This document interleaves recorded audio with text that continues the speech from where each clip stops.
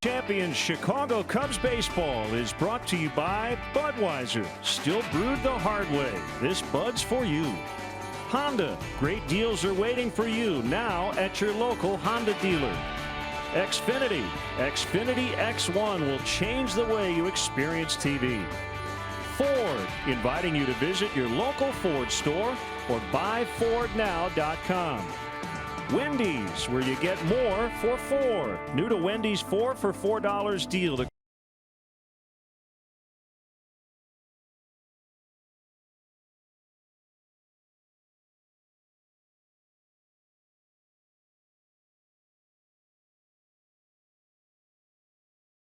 See. Cubs baseball in beautiful high definition is brought to you by Xfinity. Xfinity X1 will change the way you experience TV. Quickly, the Dodger lineup. Andre Ethier, Chase Utley, veterans at the top. Peterson, Hernandez, Tolles, Segedin in the middle. Culberson, Bobby Wilson, veteran catcher, and Tyler Holt will be the DH. Who's where for the Cubs this afternoon? Kyle Schwarber in left, John Jay, the newbies in center, Caesar right, Bryant, Russell, Zobrist, Candelario on the infield, Miguel Montero does the catching this afternoon. Kyle Hendricks, the major league earned run average leader from last year, 2.13. Went into the last year as the Cubs' 5th starter. Yeah, a 5th starter, and really wasn't guaranteed that spot at the beginning of spring training. It was assumed he would be the 5th guy, but I guess there was a chance he could have pitched his way out of that role. On a hop, it's Ben Zobrist. So let's take a look at today's Cubs starter, brought to you by Blue Cross and Blue Shield of Illinois, the card to carry through it all. The Professor, 30 starts last year. Outstanding year. 16 up, 8 down. That 2.13 ERA, as Len mentioned, the best in all of baseball. Batting average against just 207. Doesn't walk people. So that combined with that low batting average gave him a whip of 0.98, which is off the charts. Well, it's right near the top of the chart, actually. Here's Chase Utley. 78 degrees as we get started. It has warmed up a fair amount the last 3 or 4 days here in the Valley. Cubs beat the Dodgers in 6 games to win their first National League pennant since 1945. Utley pops it up. And Chris Bryant has it for the out. How about the clinching performance for Hendricks facing Clayton Kershaw? He went into the 8th, gave up 2 hits in a dazzling performance. Yeah, did not walk anybody. The Cubs actually faced the minimum in that game because they turned 3 double plays. And you always wonder about a young player, how he's going to respond in the postseason, and he doesn't flinch. He is so poised out there. Normally you see Kyle doing a lot of work down around the knees. You notice the pop-up by Utley came on an elevated fastball, and that's by design. He works all 4 quadrants of the strike zone with his fastball. He'll elevate, get it up above the hands. Peterson bunts, and Hendricks will throw him out. So Kyle in his first, maybe only inning today, we'll find out. He was pretty efficient. Goes 1-2-3 through the Dodger order. Cubs are coming up when we return.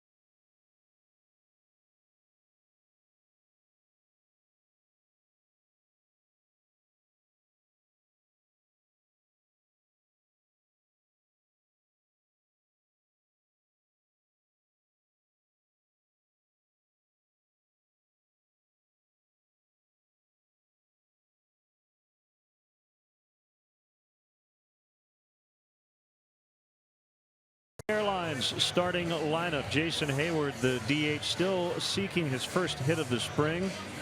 Chris Bryant playing third base, batting second, 1 out of 9. Ben Zobrist, Kyle Schwarber. Addison Russell's homered a couple of times. Miguel Montero will catch. John Jay is in center. Jeimer Candelario playing first today. We mentioned Anthony Rizzo day-to-day with a very minor back tightness. Matt Caesar will play right and hit ninth.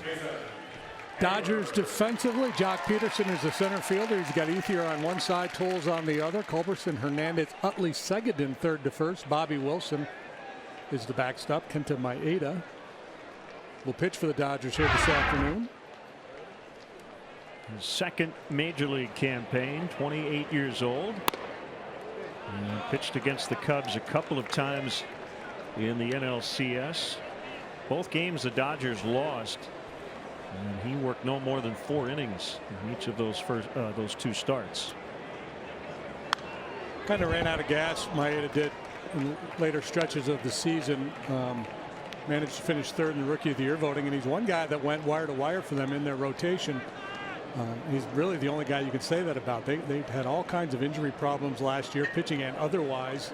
Sent 28 different players to the disabled list. Hayward, nothing out of 13 this spring as he has reworked that swing, the setup, all of it, and it's been written about a lot, talked about a lot.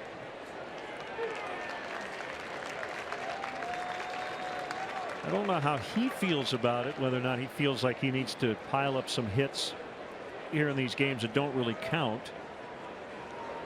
He was able to hold up, but we've got a long way to go, and this is where, if you're going to work through those issues, this is a place to do it. Yeah, and the most noticeable thing is the setup. Starting his hands low, trying to take tension out of his arms, trying to relax his swing. Rely a little bit more on the hands. Last year he was wrapping the bat a lot. Vertical initially. That time, you notice as the pitch was being delivered, he kind of fell back, or he dipped the bat back onto his shoulder and pulled his hands in. And it's just going to be an ongoing process for him as he tries to retool his swing. He worked awfully hard all winter long. And I think sooner or later that will bear fruit. Yeah, you'd hate to see a guy get really frustrated the first week of spring training, but I imagine it's starting to creep in a little bit. Nice hand for Chris Bryant. And he bounces to third. Charged by Culberson, but the throw goes into the stands. That's a pretty routine play. It'll be a 2-base error. Yeah, I said for 2 reasons. One, it was an error, and 2, I was concerned for those folks behind first base there. He steams this throw, gets underneath it. Hopefully nobody got one in the lips there, but they are paying attention to somebody in the stands. So he's at second, and it'll be Ben Zobrist. Back on Hayward for a second. The Cubs are very pleased with the work he's done. If you see some video of the side swing, the path to the ball is shorter. Again, you look at the results, and they're not good, but he did hit a couple of balls well the other day into the teeth of a pretty strong wind in Goodyear. And right now he's kind of on that 2 days, get 2 or 3 at bats and then take a day off, playing a little bit more often than the other regulars. Here's Zobrist.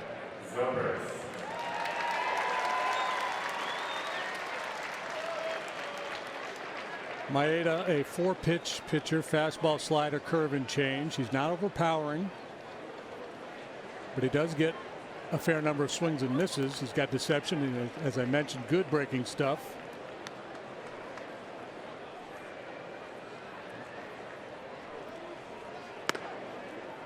And on the outside corner for a strike, according to the plate umpire, Mike Casiapo. Jerry Davis, Ron Culpa, Ramon DeJesus on the bases.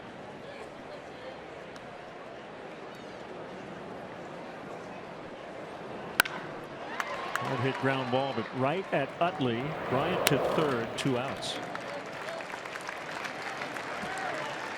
Cubs are 2-5-2 on the spring, but we should point out they went 11-19 last spring. And I remember at the end of spring training in 2016, everybody was talking about the Arizona Diamondbacks because they won like 24, 25 games in the Cactus League, but they ended up having a terribly disappointing season. So the records matter not at all. Not at all. Sometimes, individual performance sometimes can be indicative, especially with an older player. If all of a sudden you notice bat speed isn't there, velocity is down for a pitcher, it can be a little foreboding. The pitch to Kyle Schwarber is outside for a ball. I actually heard a local sports guy here on the air the other day, watching the evening news, refer to the Diamondbacks as the defending Cactus League champion Arizona Diamondbacks.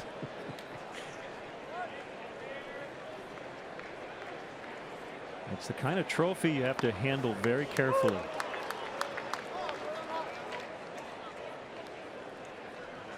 Those bronze needles get a little tricky.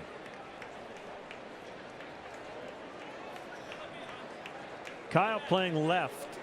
He is working as a catcher a couple of days a week over on the backfields. I've been asked a fair amount by various people, how much do you think he'll catch? And the main answer is I don't know. But because he's playing for Joe Madden, I would probably take the over. Because if we say he's the emergency catcher, he probably won't be back there much. Well, Travis Wood played a lot of left last year outside. Yeah, he still wants to continue to catch and get an opportunity to go back there a little bit. The fact that you might want to use him in an emergency situation says that it makes sense to use him on occasion when it's not an emergency situation, so he can kind of stay fresh back there. As he takes the walk. Well, when you look at the roster, you'd like to get Baez on the infield as much as you can, which means Zobrist or Bryant maybe to the outfield, which if Schwarber could catch even a couple of times a month,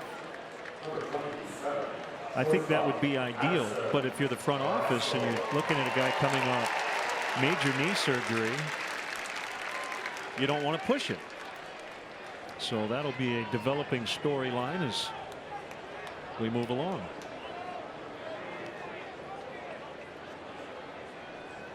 Addison Russell looks at a strike.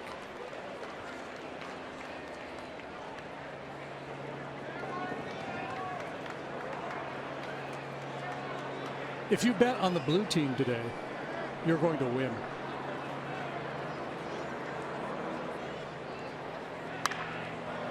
Popped up. Shallow center.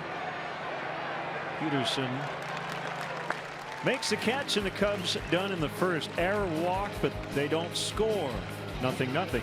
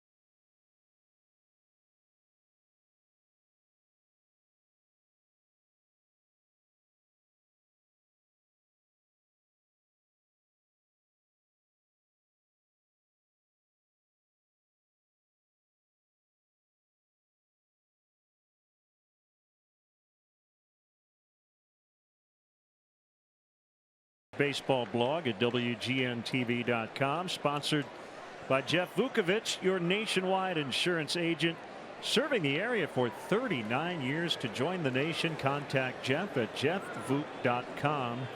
Nationwide is on your side.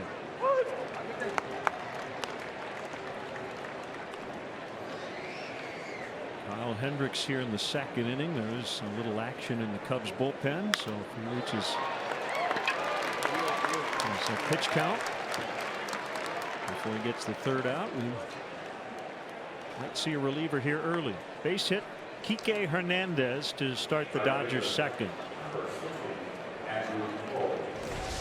It's a soft breaking ball, and it's softly lined out there in the shallow right center field.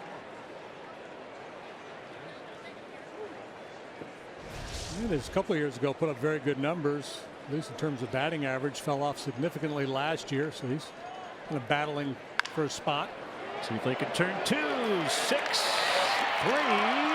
They got him. Coles runs well, but he bounced it right to second base. So the shortstop Russell on a 6-3 double play. That leads Russell right to the bag. The throw's a little bit offline. Nice job by Candelario, who does not have a lot of experience at first base, laying out to complete the double play.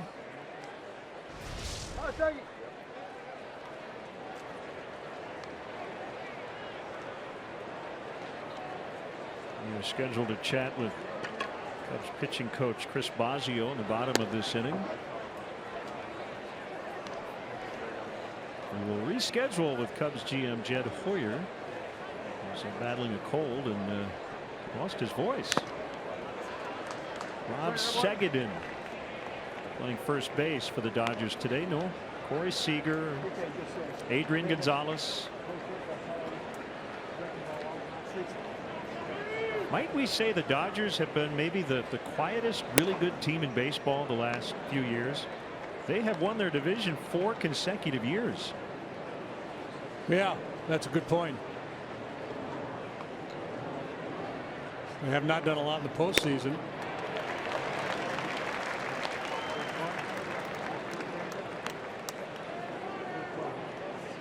Big payroll.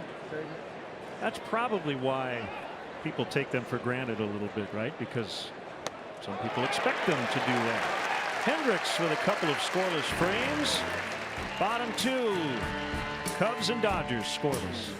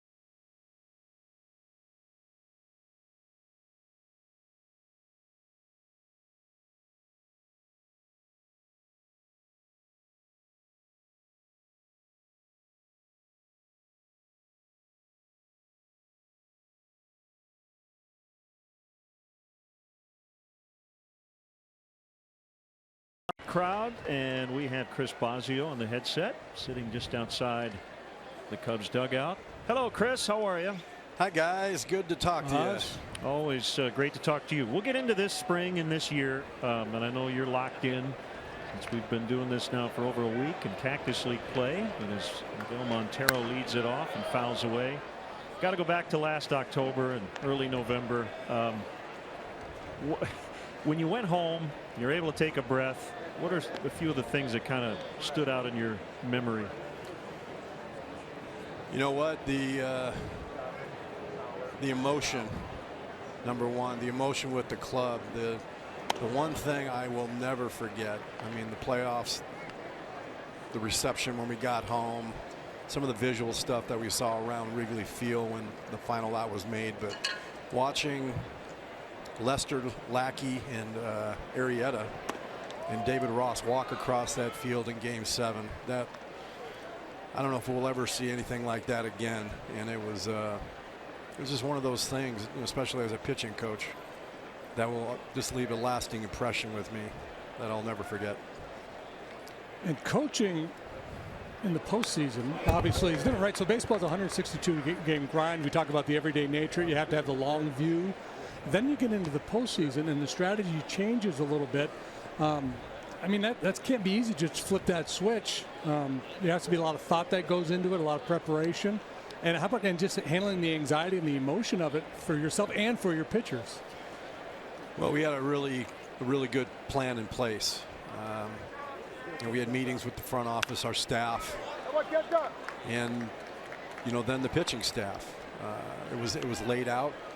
Communication was as good as it's ever been because we learned a lot from the previous year. Our preparation with our advanced program, it was solid, and we performed that way.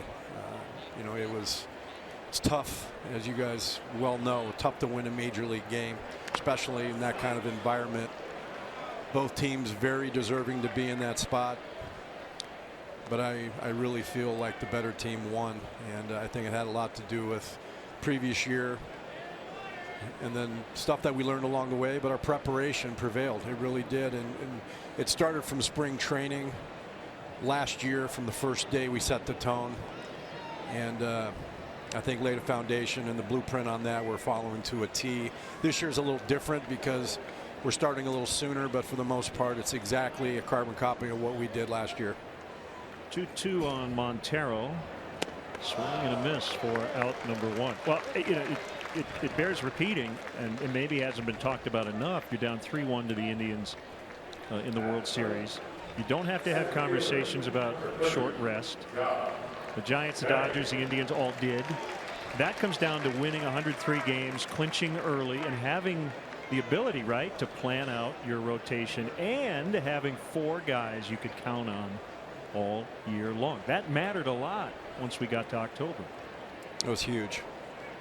It was huge, and we've talked about it. John Jay with a base hit. As a staff, we knew the numbers with John Lester, Arrieta, and Hendricks going in that order. It was the best in baseball, and it just so happened that's what we had ahead of us. And Johnny Lester, all 3 guys had tremendous years last year, but Johnny and Jake and Kyle, really took it upon themselves and put us in a position to win all 3 of those games. And it was just so fun to watch those guys go out there and compete. And I was really blessed with 5 guys that really genuinely cared and were warriors out there, including the guys in the bullpen. They'll do whatever it took to win a ball game, and really showed up in the playoffs. And the fact that you stayed so healthy all year long. I don't know how to phrase this question, but does it give you pause heading into this year that the odds are against you a little bit in that regard? You know what, JD, I don't think so, because I've learned so much. I learned a lot as a player. I learned a lot as a coach, but it's knowing your players, knowing what makes them tick. And I had a plan in place, and our thought process within the organization was exactly the same, coming into spring training, that we were going to slow play these guys. We're going to do a lot of early pens, some backfield stuff. Not a baby. That might score a run. That's a gapper. That's 3. Candyman. Candyman. Yeah, boy. Candyman Cam. He's going home on that That's one. a little Yeah, homer. take it on home, Candy. Come on, kid. Off the base. Here we go. Yeah. I'm going to get up and high-five these guys. Yeah, Absolutely. I'm going to hold my mic and high-five them. You're going to take my job. Yeah. That was a great call. Thanks. That's you. That's you, Poppy. Good job. Good stuff. Yeah. Yeah, good stuff. We like that. You know, but the organization was on top of this, and I mean, it wasn't even up for discussion. We laid the plan out. Everybody was in agreement, and you guys have been down here. You see what we've been doing. Our young pitchers have stepped up phenomenally in these first games. You know, I know from last year we learned a lot about the wins and losses. It doesn't tell the whole story, but these first 7 games that we've played, 9 games with the 2 ties. Right. We've really had a chance to look at a lot of young pitching that they brought in, some young minor league guys, some free agents, Rule 5 guys that normally you don't have that kind of luxury, and they've performed great. And again, we've stayed pretty healthy, and really it's enabled us to really take a look at these guys. And again, we haven't been in that kind of position before in the past, so it's nice to be able to pencil your regulars in there, but it's great to see a lot of new faces out there and get an opportunity. You're going to see a lot of the bullpen guys make their debuts today and tomorrow. I think Wade Davis is tomorrow, correct? Yes. What should Cub fans who are unfamiliar with Wade Davis, what should they expect to see when he takes the ball in the regular season? You're going to see some intensity. This guy, he loves to work. Relationships been good. You know, I had a plan for him. He was in agreement to it. This guy's a warrior with the World Series ring on. He's a lot like the other guys, but with a little more success, obviously, being on that back end in the last couple years he's had. But here's a guy who's got pitchability with 4 pitches. Previous starter going in the bullpen, just like CJ, just like Grimm, just like Monty was. You know, and that's something that the organization's really looking at, is guys that have pitchability that, you know, Boris and myself and Lester and Tommy Hotovy can form a game plan with and follow. It's one thing when you got blowers down there that can, you know, get it up to 100, 102. It's another thing when you got guys with 4-pitch mix that can really attack a scouting report. And I know Borzy, who's sitting next to me right now, he's licking his chops when we got guys like that. And all I'm trying to do is get to know him a little bit and see what makes him tick. So Cub fans are in for a real treat. Real nice guy, real tough-nosed guy out there, loves to compete, and the willingness to learn for a veteran guy, I really appreciate. And talking to people here early in the spring, Boz, who have been with American League teams, they said we had no chance. When Wade Davis came into the game, we were toast. He's got that kind of stuff. He really does. You know, we went from, you know, one extreme to the same extreme, but with a little more pitchability. Right. You know, he's a high swing and miss guy, and he can get you with 3 different pitches. You know, I mean, I know Chappie, and everybody knows about Chappie and the Warrior and the job he did for us. But you got another guy that's throwing it from the other side that can touch 98 when he's going real good. That can cut it. He's got a curveball. He's got a changeup. We got a couple other tricks we've been working on, which he can do because he's started before, and he can really work the count, work the ball. So it's pretty good pickup by the front office there. How about you mentioned the young kids that have been stepping up here earlier in these games. Any names, you know, anybody stand out to you? Maybe a couple kids that folks aren't really familiar with? We've got a guy today pitching that's really opened our eyes. Scouting department did a good job. This kid, Seth Frankhoff, done a really good job. He's got an idea. Can work the ball. Big, tall guy that he can go 92, 93. Another guy that Cubs fans aren't real familiar with is this guy pitching next inning, Brett Anderson. This guy can work the ball as well. So you got some guys that Cubs fans are going to love watching and love watching them go out there and compete. So good things ahead. All right, good play-by-play. Nicely done. I'll send you a critique tomorrow. Thanks, Boz. Thanks, guys. All right, 2-0 Cubs.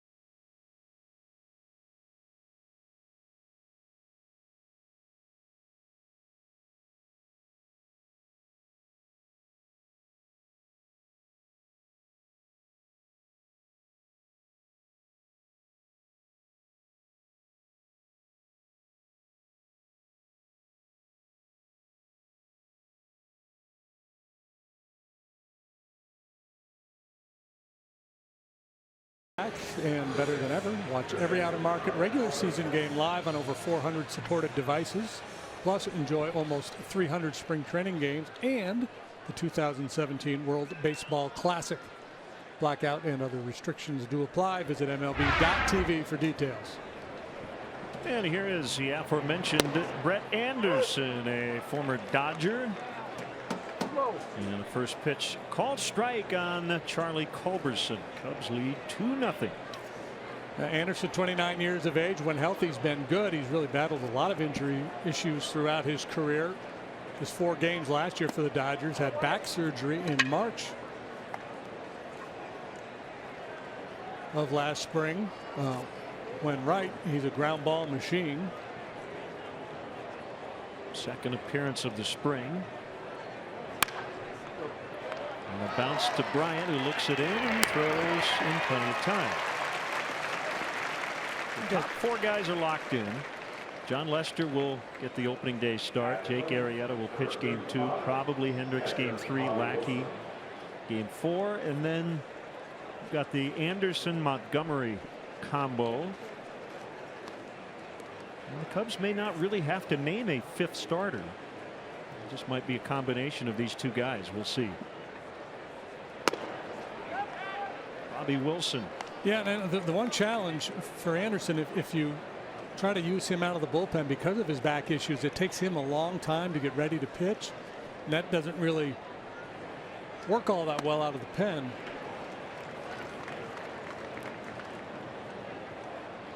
My best guess is if he's healthy throughout spring training, he'll probably be the 5th guy, and they'll kind of run him out there and ride him and see how he does. Mike Montgomery could give you some real good work. High leverage situation, lefty out of that bullpen. Called strike 3. Well, different styles. Anderson has been a ground ball machine throughout his career, and that should play well with his infield defense.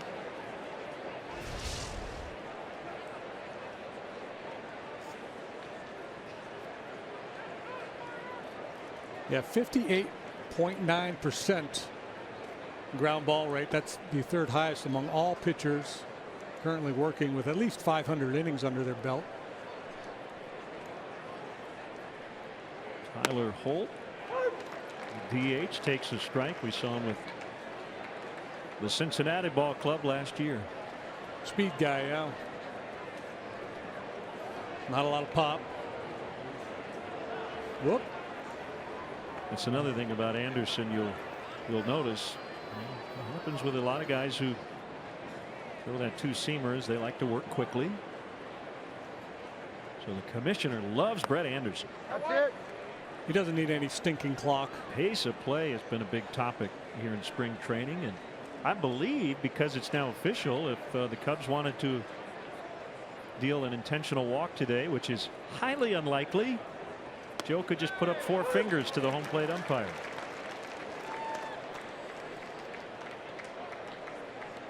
That would be considered bad form, to take an AB away from a player in a spring training game. Maybe later in camp. Just to say you were first.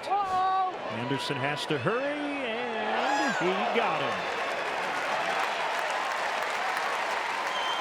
So the Dodgers go down in order in the 3rd, trailing the Cubs 2-0.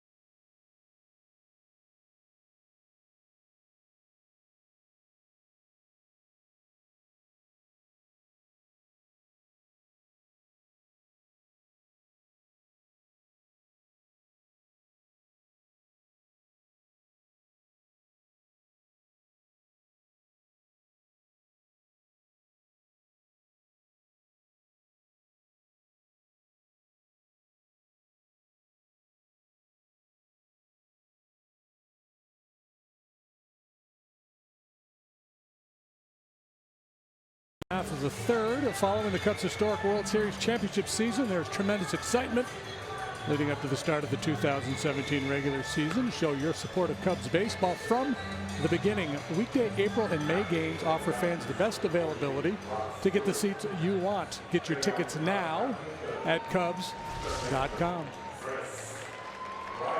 Cubs lead 2-0. Triple and an error. Candelario hit the 3-base hit, was also able to score after knocking in a run. And here is Brock Stewart. Just at 4 different levels in the Dodger organization last year. Baby slider. He made a start against the Cubs at a Dodger Stadium, didn't he? I believe you're right. He is also from Normal, Illinois. A product of Illinois State. I might have some family and friends watching here today. 1-1 on Bryant.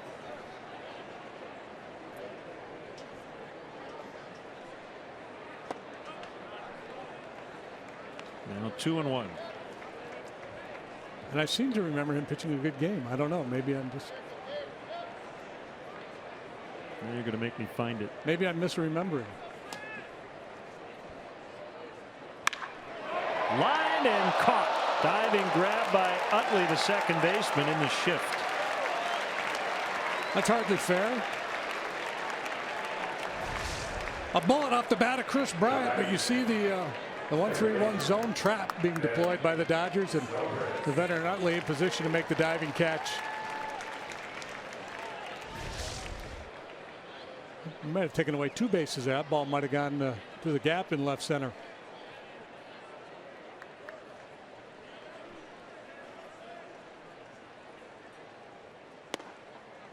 Strike on Ben Zobrist. So a couple of guys from downstate Illinois battling here. Stewart and Zobrist. That caught the outside corner. I wonder if there's ever been a situation where there's been a pitcher batter confrontation. One guy's from Normal, Illinois, and the other guy's from Peculiar, Kansas. In that scenario, you would be the guy from Peculiar. That would be something we would all want to see, though. I mean, that would be an unbelievable event. You're right. August the 28th at Dodger Stadium, Stewart, 5 scoreless innings against the Cubs. Deep and caught. On the warning track, it's Tolles. Well, 2 real good swings, but 2 quick outs. The line out off the bat of Bryant, and now Zobrist flirts with a home run. And Brock Stewart maybe feels like he's getting away with something here this afternoon.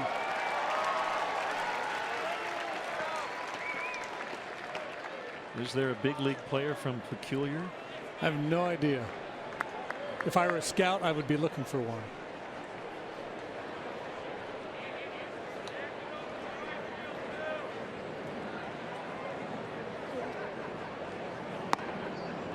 Schwarber takes ball 1.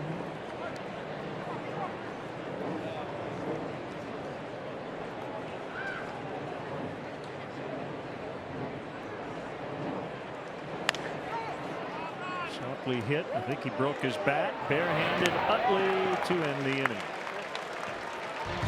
On to the 4th from Mesa on a glorious Saturday. 2-0.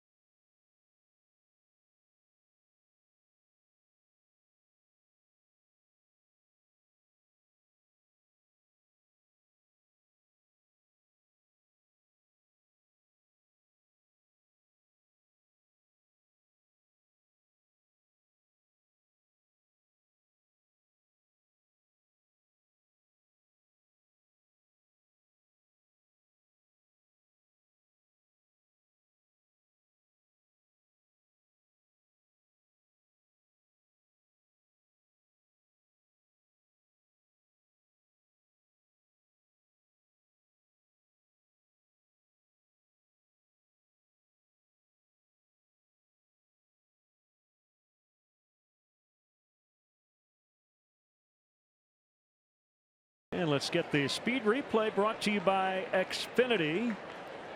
Jeimer Candelario is a third baseman by trade, but doing a nice job at first. Back into that double play. Also helped out his pitcher Anderson. Speed replay brought to you by Xfinity. Xfinity X1 will change the way you experience TV. Yeah, and with Chris Bryant ahead of him, and Baez and Zobrist already on this roster, and others, Candelario can prove to play first base. Might help him establish himself as a big leaguer at some point later on this year or next. Just a cup of coffee with the world champs last year. Andre Ethier turns 35 next month. Just 16 games in the regular season last year after he broke his leg in spring training. Played 8 games in the postseason and homered off John Lester in Game 1 of the NLCS. And the Cubs 8-4 win that will get in over Zobrist. So Ethier continues his good work this spring.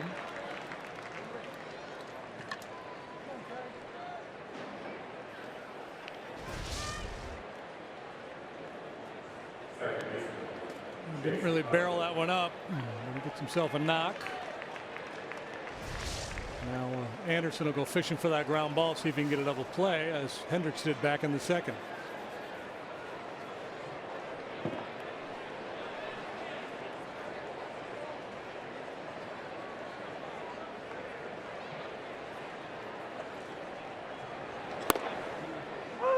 Utley takes a strike. 38-year-old Chase Utley, hitless in the championship series.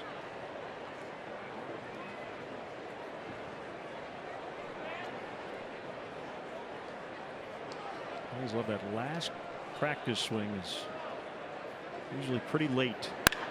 And he gets his timing and he crunches one out into the alley, and that'll one-hop the barrier. Ethier coming around third. He'll try to score. The throw might have beaten him, but just to the first base side. And on the play, Utley will make third, so it's now 2-1. Double RBI error charge to Addison Russell as that throw is not handled by Montero at home plate. I would think the burden is on Miggy here, probably more than Russell, but because it bounced, he gets the error. Good short compact stroke from Utley. We've seen that time and again over the years.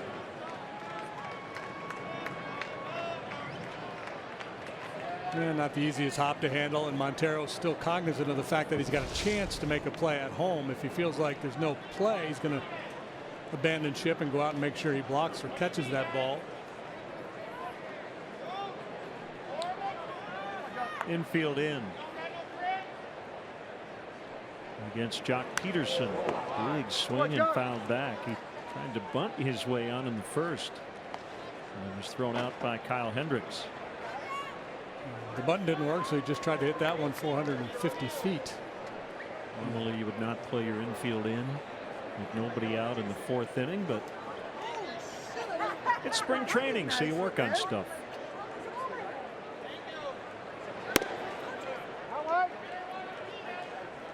One and one. Joe got his head shaved. We'll have more on that later, and all for a good cause. With many members of his staff and players. Cubs respecting bald, which you do every day. Every day, yeah.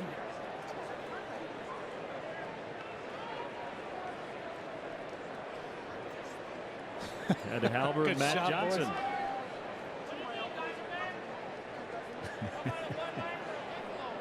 The Cubs athletic training staff. Ground ball. Anderson can't flag it down, and we're tied at 2. Jock Peterson with an RBI single.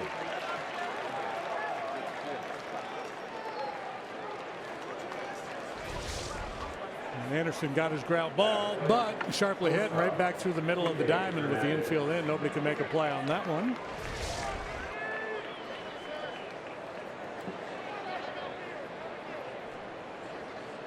Anderson broke into the big leagues with the A's back in 2009 at the tender age of 21. Was an 11-game winner that year.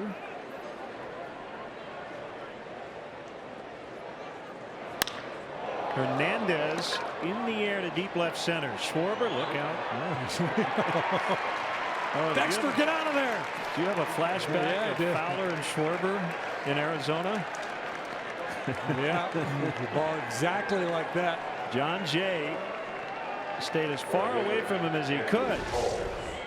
This ball carried a long way. It sounded like he cracked his bat. A little late adjustment there at the end by Schwarber, and Jay takes a look, sees that Kyle's got a play on the ball, makes a little right turn. Tolles bounces to short, and they can only get one.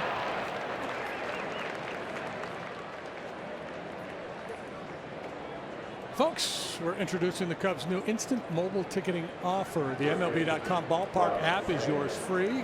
It's secure, and it's a convenient way to instantly access Cub tickets via your mobile device. Download the app at the App Store or Google Play and begin using Ballpark today. For more information, visit Cubs.com/ballpark app. Anderson will check on tolls. George Lombard helping. And first base coach Chris Woodward is over at third. I have a question for you. All righty. As we always try to be as specific in our language as we can, at what point in major league years would it no longer be a tender age to make a big league debut? You had Anderson at what, 21? 21. He was tender. Tender. Nice play. Out at second. I'm going to go with 23. So anything 21, younger than you're tender. 22, you're it's tender. a tender age. 22, 23, you're young. I gotcha. 2-2. But ripening. You're ripening.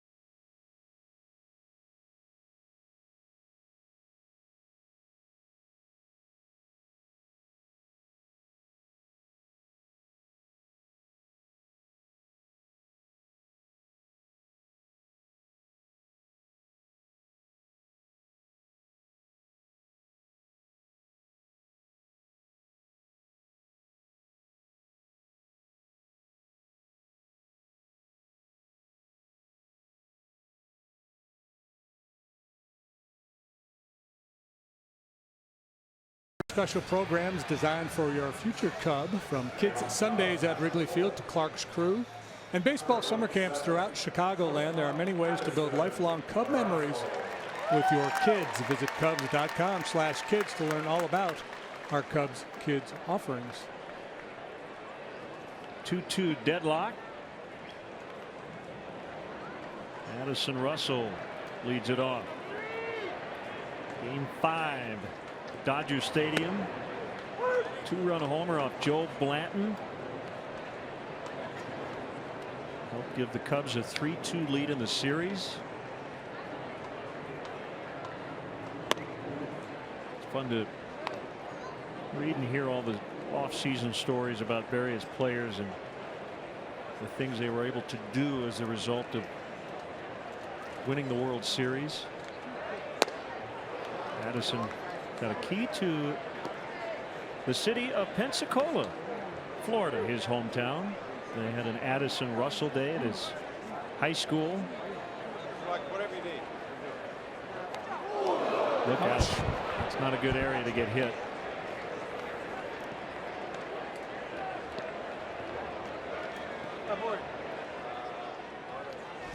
Wasn't that many years ago that Addison Russell was in high school. It's a two-seam fastball with a lot of run moving in on Russell, and just wasn't able to pull his hands out of the way. Up off the forearm, above the elbow, maybe a little higher than I realized. So yesterday, the Cubs did something I had never seen before. They hit 3 batters with the bases loaded. You ever seen that? If I have in the same inning? I don't recall it. Probably not. So it looks like Russell's all right.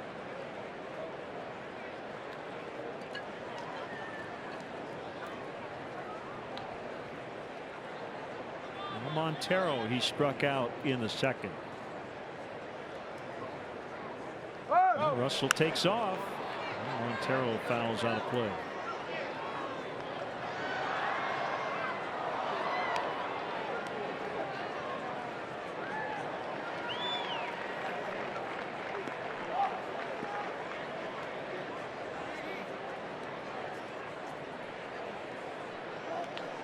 Cubs are averaging here at Sloan Park with 5 home dates, 14,533, and I think we'll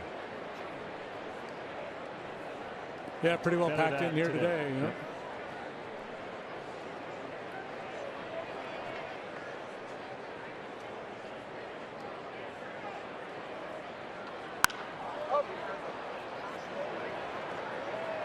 The shortstop position. And it's caught by the third baseman, Culberson.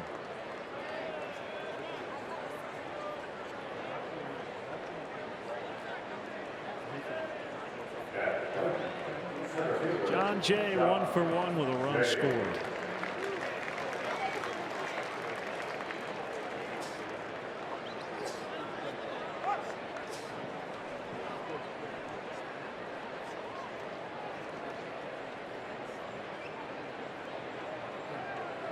Russell being held by Seguin.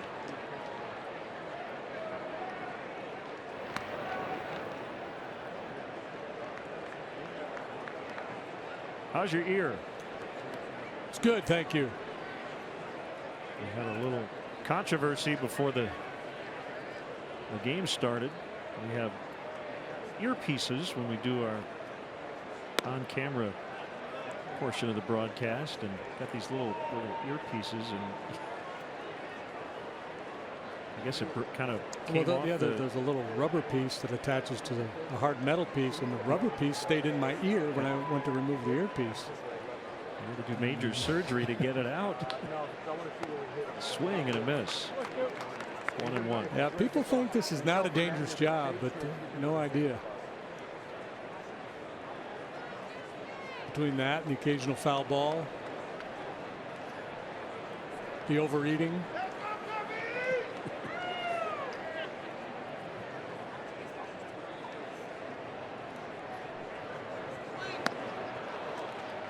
Good off speed by Stewart. The game you mentioned, we were talking earlier about his performance against the Cubs at Dodger Stadium. The slider stands out in my mind. He got a lot of swings and misses from the right-handed batters on the slider. Some kind of an off-speed pitch there. You see where Jay might be anxious initially to try to get out in front of one, try to pull one through the hole on the right side so that the Russell could go first to third. Now with 2 strikes, he's just got to be thinking about solid contact.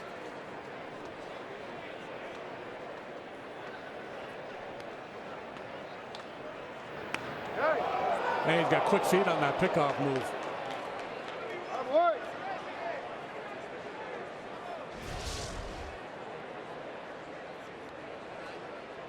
Tighten up that lead a little bit, perhaps. Remember when Russell first came to the big leagues, how big his leads were?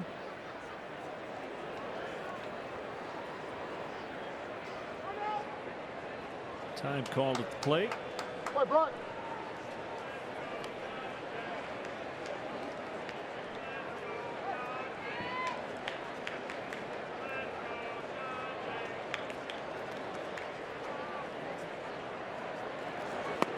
And he got him.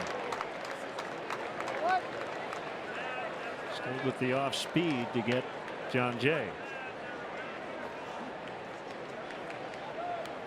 Let's check in on the Ford drive of the game. Jeimer Candelario with his second triple of the spring. He will knock in a run and score a run on that play. Ford inviting you to visit your local Ford store or buyfordnow.com. Strong kid, strong hands. He actually had to reach for that pitch out away from him a little bit.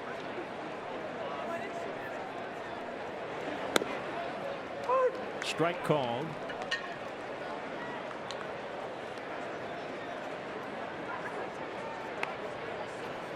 Dodgers pitching staff last year finished 5th in the majors in ERA. They piled up a major league record 1,510 strikeouts. First staff ever to strike out over 1,500 batters in a single season.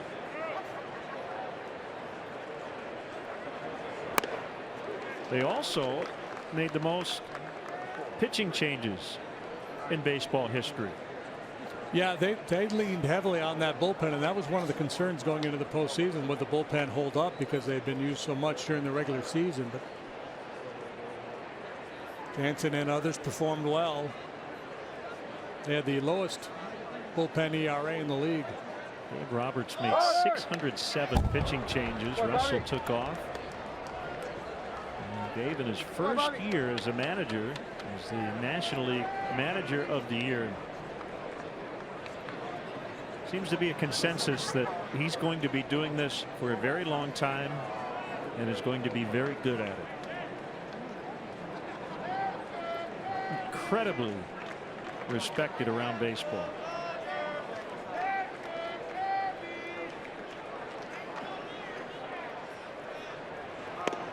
Outside. 1-2. And he wasn't afraid. He took out Rich Hill in a perfect game. Took out Ross Stripling in a no-hitter. Stripling in the 8th inning. Hill, after 7 innings of a perfect game, he took him out because he was dealing with blisters. Yeah, he had the blister problem, and he's had other injury problems throughout his career. Yeah, and then the players have to understand, especially when you're on a winning club, you're going for that brass ring at the end of it all. Sometimes you have to sacrifice individual achievement along the way. Talking with Rick Honeycutt, their longtime pitching coach.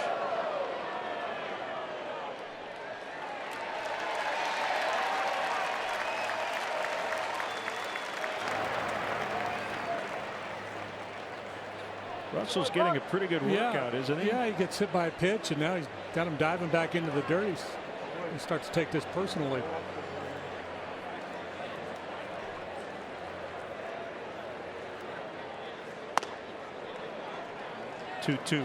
Jeimer Candelaria, according to MLB.com, the Cubs' number 5 prospect coming into the 2017 season.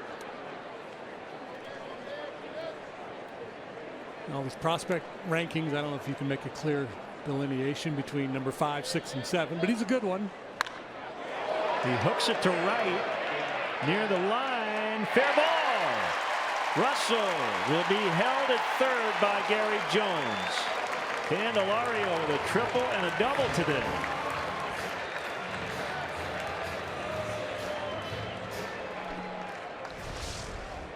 He's on his way to being the man of the match. Again, this is an off-speed pitch. And watch him stay long through the strike zone. That's the key there. We're getting some swings and misses with that off-speed pitch earlier in this outing, but Candelaria stays through the zone nicely.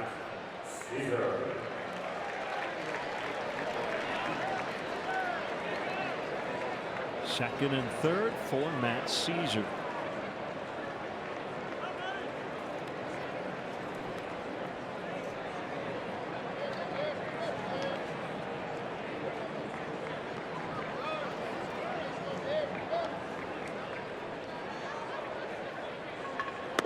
Looks like Matt participated in the Respect Ball event here earlier today.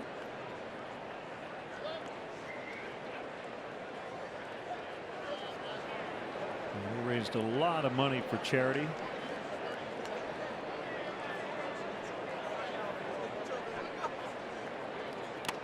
Did that hit him? I think it did. Yeah. Got him on the elbow or the forearm. So he'll take first. Bases loaded. Of course, when you donated bone marrow, getting your hair cut for charity is probably no big deal, right? Yeah. So that's the second one Stewart has got, similar to that two-seam fastball. Got Russell and now Caesar, this time on the back arm.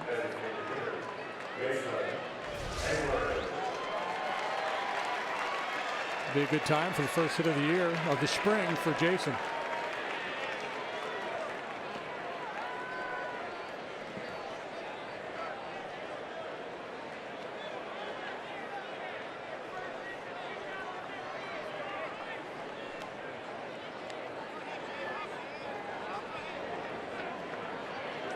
Struck out in the first, pop on the infield in the second.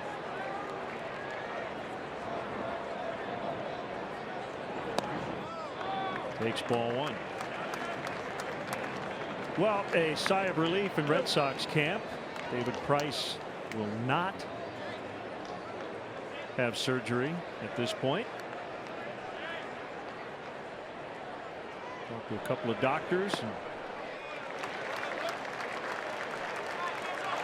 and get some treatment, and I guess the next week to a week and a half they'll rest and take a look at that elbow.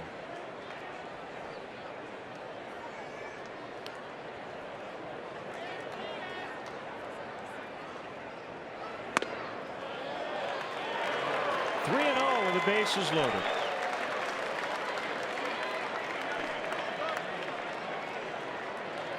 Chris Bryant on deck.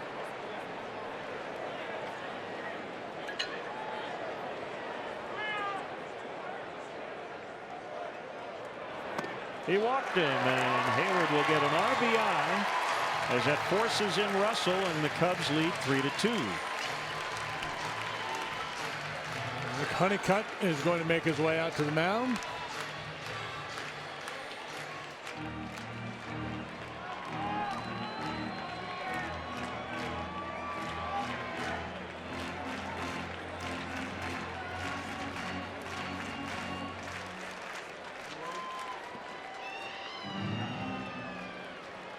Rick is one of the longest tenured pitching coaches of the game. I think Dave Righetti with the Giants, perhaps. Yes.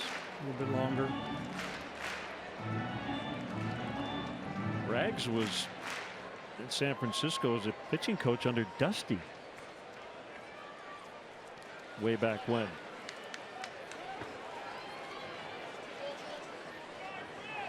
This is a rather long meeting. Yeah, and Honeycutt had a long pitching career as well.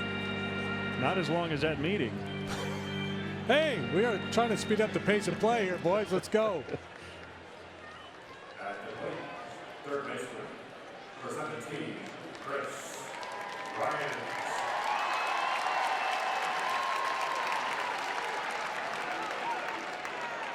Bryant reached down an error in the first and then lined out, diving stab by Chase Utley in the third. Swing and a miss. Straight change to get started, and I think right now, as you watch Stewart work in this inning, at least, it looks to me like he has a little more confidence in the off-speed pitch than the fastball. Continually missing with that arm side fastball, those runners moving in, hitting a couple of batters, not able to command that side of the plate. So maybe just a little more confidence in the off-speed stuff right now. And most clubs will throw a lot of change-ups Chris Bryant's way anyway.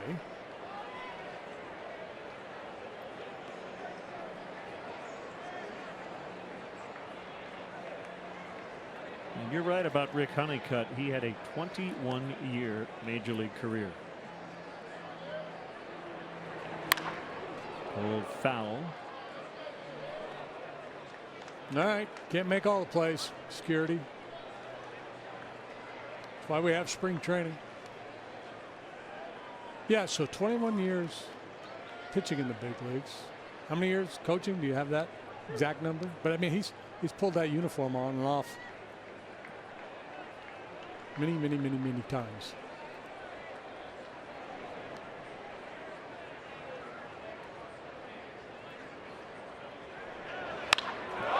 In the air to left. Well hit. Ethier back.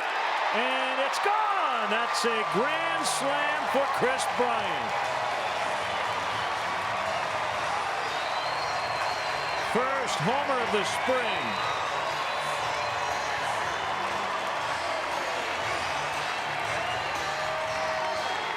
He hit 39 of them during the regular season last year, his MVP season, or at least his first MVP season. Who knows how many he'll end up with. Trying to elevate the fastball, doesn't get it high enough, and it's in inner third a little bit.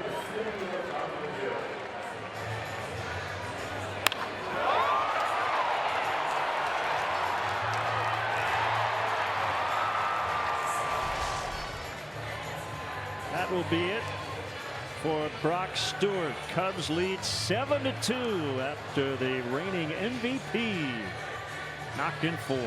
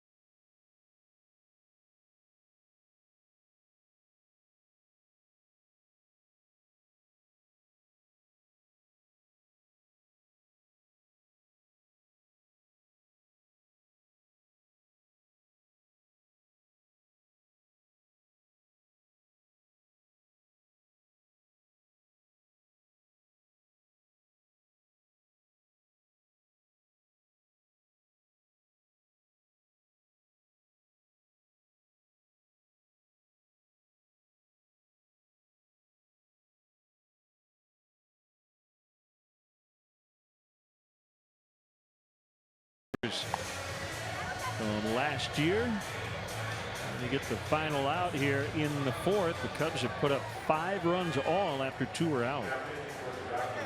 And the Cash compiled those numbers at AA Tulsa and AAA Oklahoma City last year. 21-21 lifetime in 6 minor league seasons. Has not pitched in the big leagues. Chris Bryant with a grand slam after a bases loaded walk to Jason Hayward. Ben Zobrist looks at ball 1.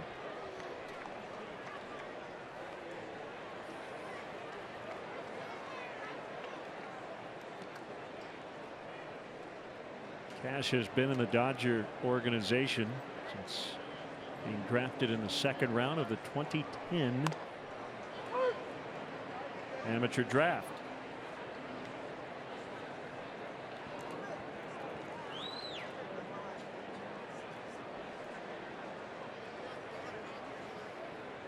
A 6'3" righty on a 1-1. Changing breaking ball off the plate inside.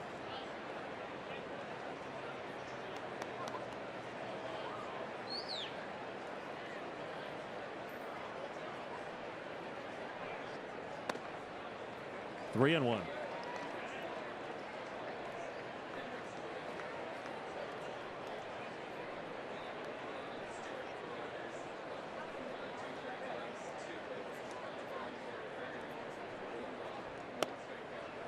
And he walked him.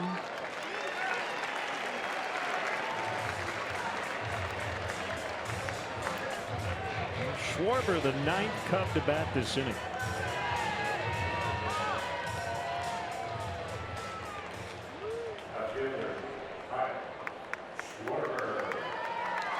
Schwarber worked a walk his first time up and grounded to second. He's normally a patient hitter, but this is a situation where he might look to ambush him, jump on one early.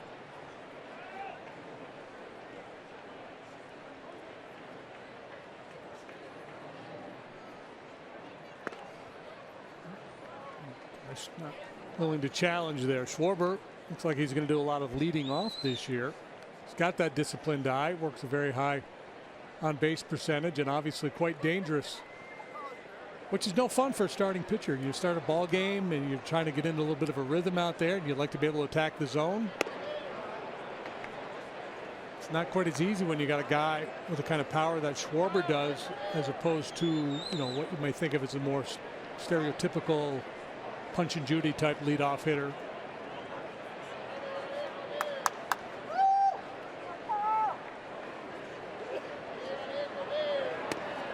One and two.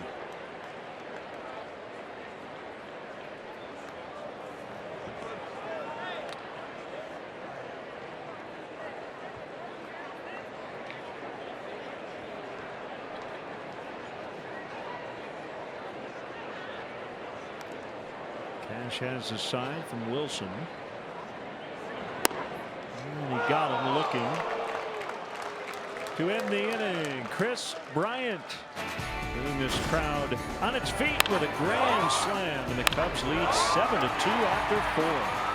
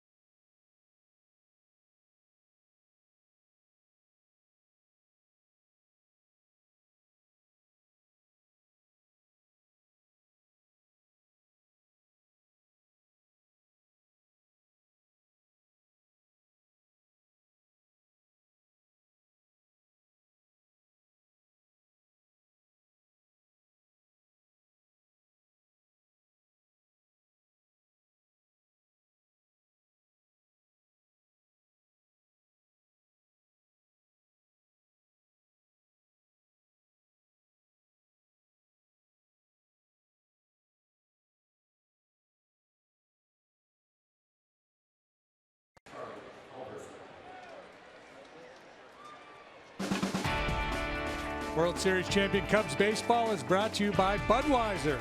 Still brewed the hard way. This Bud's for you.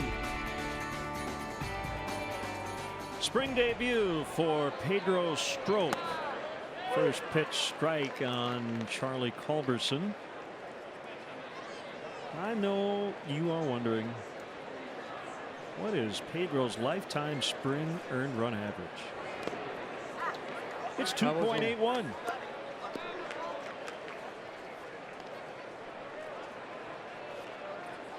2 strikes.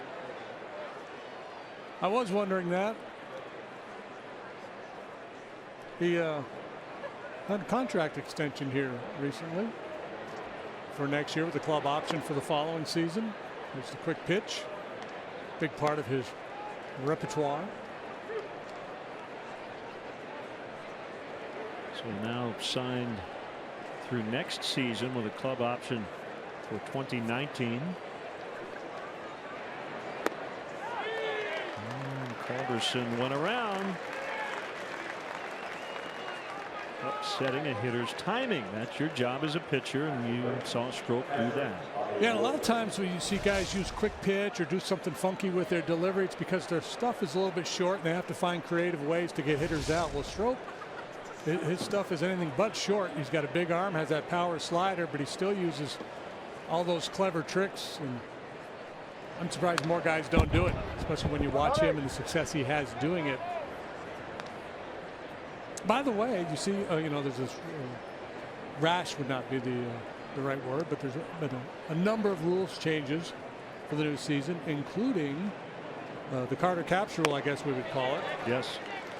The relief pitcher who would leap off the rubber, replant his back foot, and then deliver the pitch. That is no longer legal.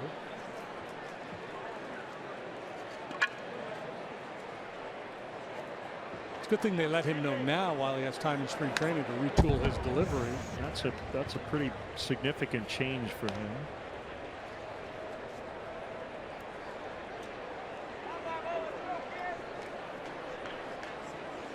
You know, when they first outlawed spitball and the emery ball and the shine ball and all that stuff, guys used to doctor the baseball legally with way back in the day. They grandfathered that so that pitchers who were working at the time could continue to do it. Wilson is thrown out by Montero after striking out. So they could have, what you're saying, possibly. I've said to Carter Capps, you can do it, but yeah, well, Jordan Walden had a little bit of that too, right? The next guy, no longer can do it. Well, since you mentioned the new rules, I will lay them out for you. Bill Maher. Time for new rules, everybody. The no pitch intentional walk, which also includes, let's say you try to work around a guy and you miss twice. And you say, we're just going to intentionally walk, and you just send him to first. What I wonder, and what I think should happen, intentional walks do count against pitchers' walk totals. So if you had 10 walks in a season and 3 were intentional, you would still be charged with 10 walks. I don't think now that they're not actually throwing a pitch that a pitcher should be charged at all for an intentional walk. How are you going to balance your checkbook? Balance your box score. Well, you can be a walk in the box score, but I don't think he should be. He should be charged with an earned run, but not a walk. Not a walk. He's not throwing a pitch. Well, you could even argue in the old intentional walk that it shouldn't go against the pitcher's record. I'm with you. So you're always thinking you're going next level. That's why you were the reigning Illinois State Sportscaster of the Year, and I want to congratulate you on that. I forgot to do that earlier. Thank you. Congrats to Paul Sullivan and the Chicago Tribune Sports Writer of the Year. 30-second limit for managers to decide whether to challenge a play. So me being me, I asked Joe, are they going to have a replay to determine whether or not the manager called for the replay in time? What's the game show where they say 3 seconds? Yeah. And then boop, boop, boop.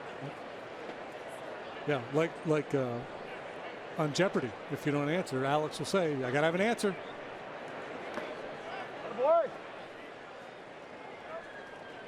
For the most part, they're going to have a 2-minute time limit on New York.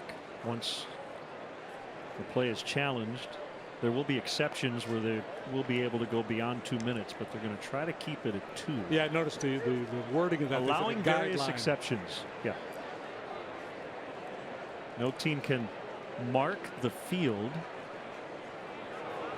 for defensive purposes. That's a gapper for Holt.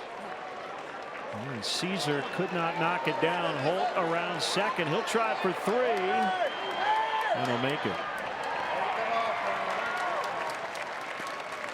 Was it not the Dodgers who did some lasering and things in the Mets? Yes. That's maybe why that rule exists. Yeah, I think they were trying to paint some lines in the outfield grass at Citi Field or do something to mark the grass so their outfielders would know where to position themselves. We talked when Holt first came up about his speed, and once this ball went off the glove of Caesar, there was a pretty good chance he was going to make it all the way to third base.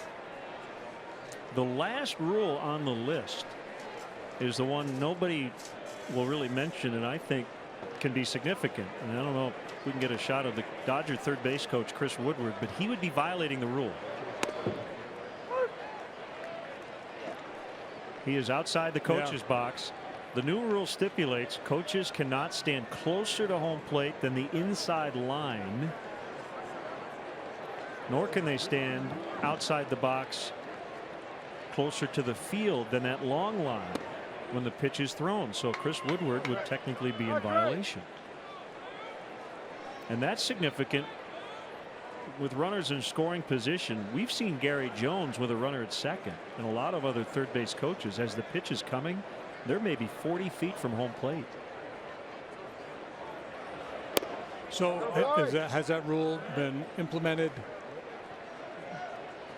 for competitive reasons or for safety reasons? I don't know.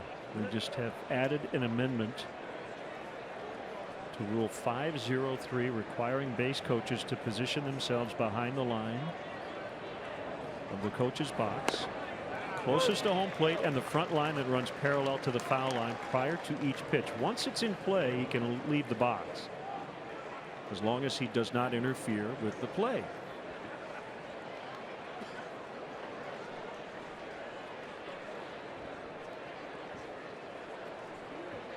he was showing blatant disregard for this new rule.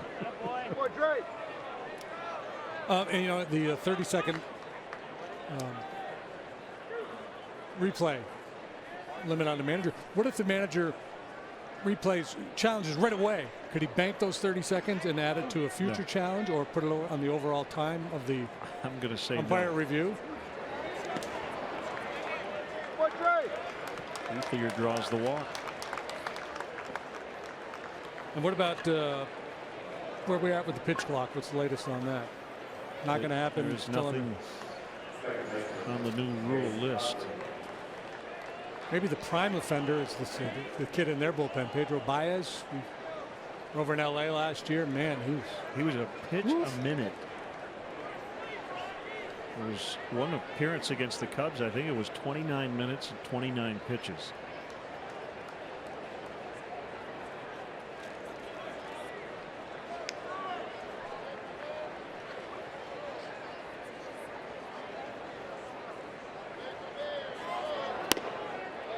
Strike to Utley.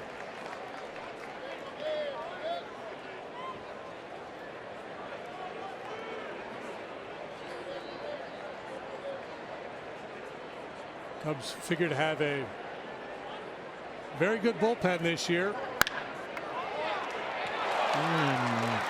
Zobrist couldn't knock it down. Holt will score 7-3.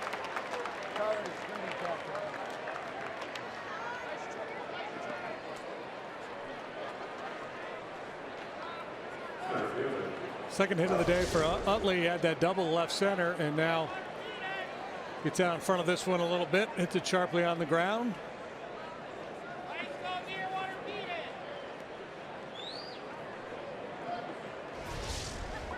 But you know, Wade Davis, if he stays healthy, and by all accounts he is healthy and throwing the ball well. Rondon, Stroke, Montgomery, if he ends up out there, you know, Koji depending how the Anderson thing works out. Uehara, with all his experience, he's got that great split finger pitch. Gets a lot of strikeouts. Grimm and Edwards. Yeah. Power arms there.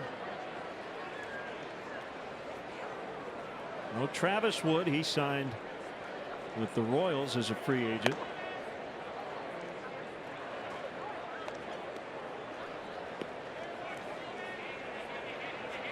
You know, for Travis, he went where the opportunity to possibly start and where the money was.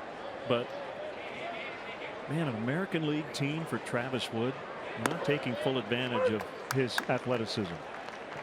He was born to play in the National League, wasn't he? Yeah. A rare utility pitcher. Well, I'm guessing he has already told Ned Yost, let me take BP on occasion, and if you run short on your bench, maybe there's an injury or something, you don't want to use your backup catcher, I'll give you an at-bat when I'm not pitching. Yeah, I haven't paid attention to the situation over there. What is the plan? Is he going to be in the rotation? I think they're going to give him an opportunity to compete for a rotation spot. Sign Jason Hamill to replace Yordano Ventura. Car crashes. Zobrist just got him. Candelario held his foot on the bag. Stroke gives up a run on a couple of hits. Cubs lead 7-3 in the fifth.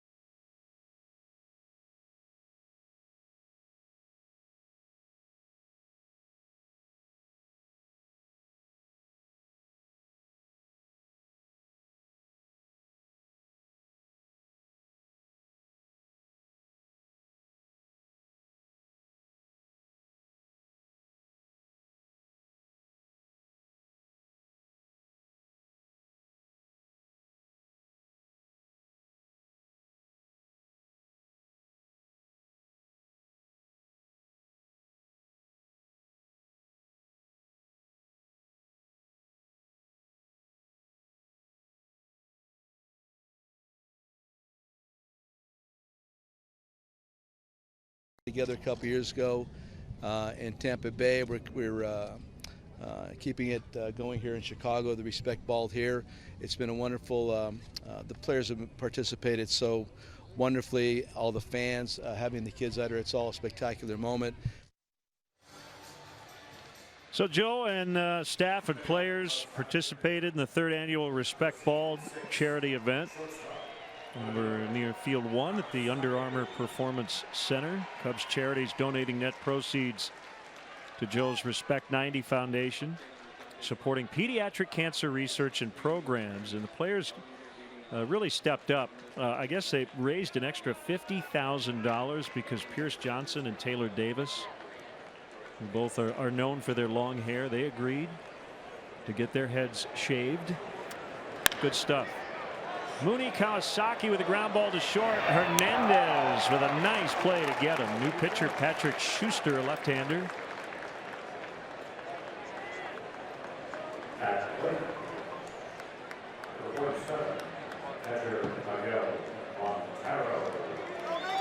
Anthony had his hair colored as he let it grow out. Schwarber, man, he went to full Monty. And what did we hear? Taylor Davis had not had a haircut in 4 years, I think.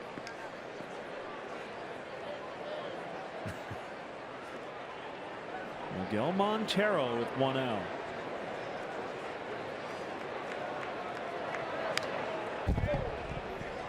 Foul strike. So Schuster slinging it up there. Low 3/4 side armor delivery. Yeah. Little big league time last year with Oakland and the Phillies. Yes.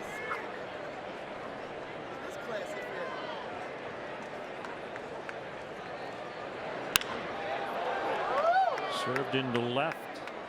That is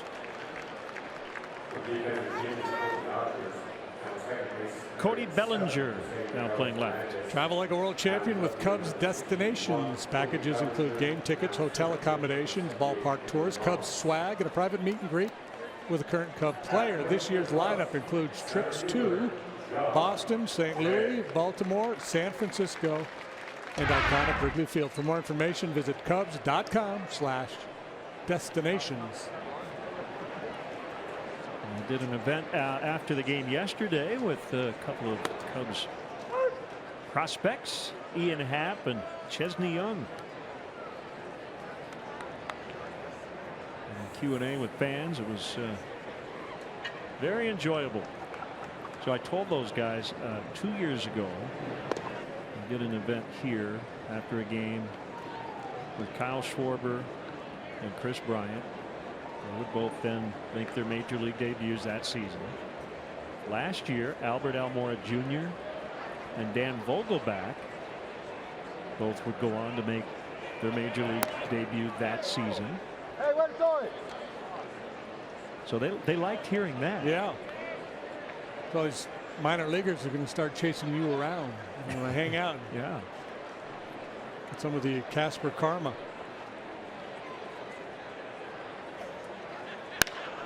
John Jay hits it hard, but 4 and out. Bellinger's got it, and the Cubs go pretty quietly in the 5th, leading LA 7-3.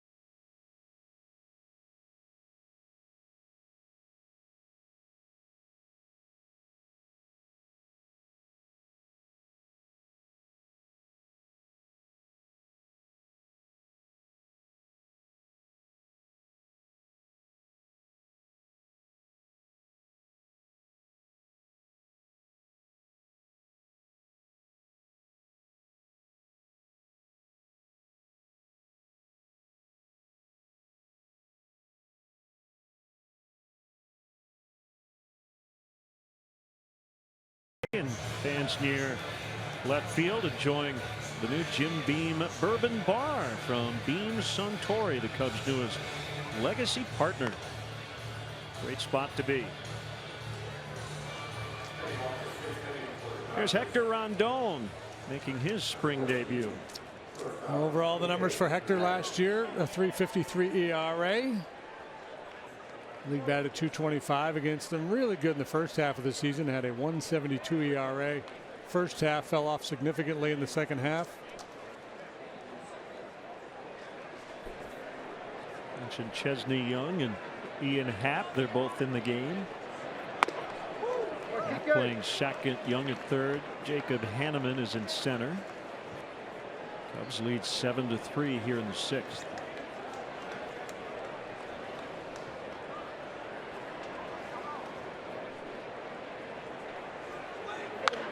Fouled away by Enrique Hernandez.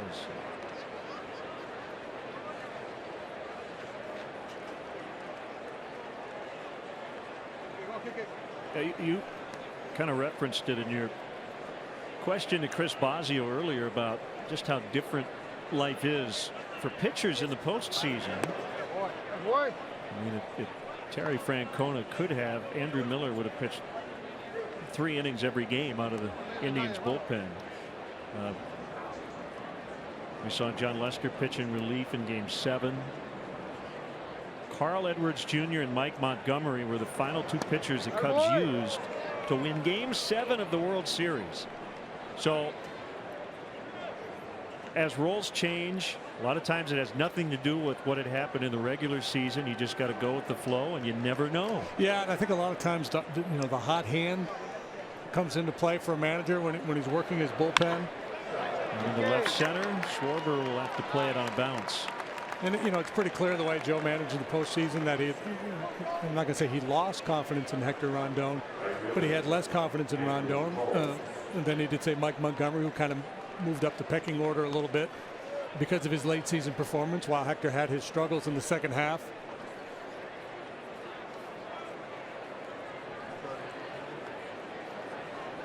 Tolles is 0 for 2.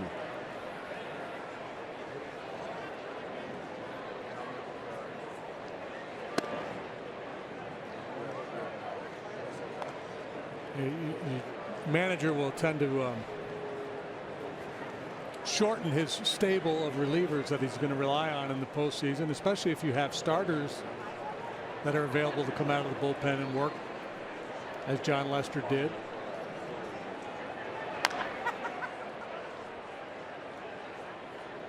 Now there's very little chance a manager would manage in the regular season as Tito and Joe did in the postseason, bringing the closer in really early, going 2, 2 1/3, maybe 3 innings. However, we'll keep an eye on the Cincinnati Reds. And we referenced it late last year, but a couple of guys kind of in the mix late, possible multi-inning guys in Michael Lorenzen and Raisel Iglesias. So that's almost getting back to the early Goose Gossage days, where you could maybe use one guy one day and he could give you 6 or 7 outs worth of pitching, and then give him the next day off and the other guy does it. We'll see. They turn it 4-6-3. Happ and Kawasaki. Cubs are introducing a game-changing new premier experience at Wrigley Field with seats featuring prime views and access to an exclusive club. This experience will allow fans to enjoy Cubs baseball in a whole new way. Visit CubsPremier.com to join the Premier Client Priority List. Saget in with 2 outs, nobody on. The bullpen is kind of the one area on a ball club you can tinker with, just because things can change year to year, and sometimes you have to, as a manager, tailor your strategy to what you have out there. But yeah, if you've got a couple of former starters, they might be able to give you 90 to 100 innings as relievers in pretty high leverage spots. Well, and especially if you've got, a really talented left-hander out there to complement a really talented right-hander. So depending on where the other team is in the batting order, you can use, player A in the 7th inning. Hey, give me through the rest of the 7th and through the 8th, and the other guy becomes your closer for that particular day. Hanneman lays out. Good effort. Can't get it. And one hops the wall. And Seguin has his first hit today. It's a double.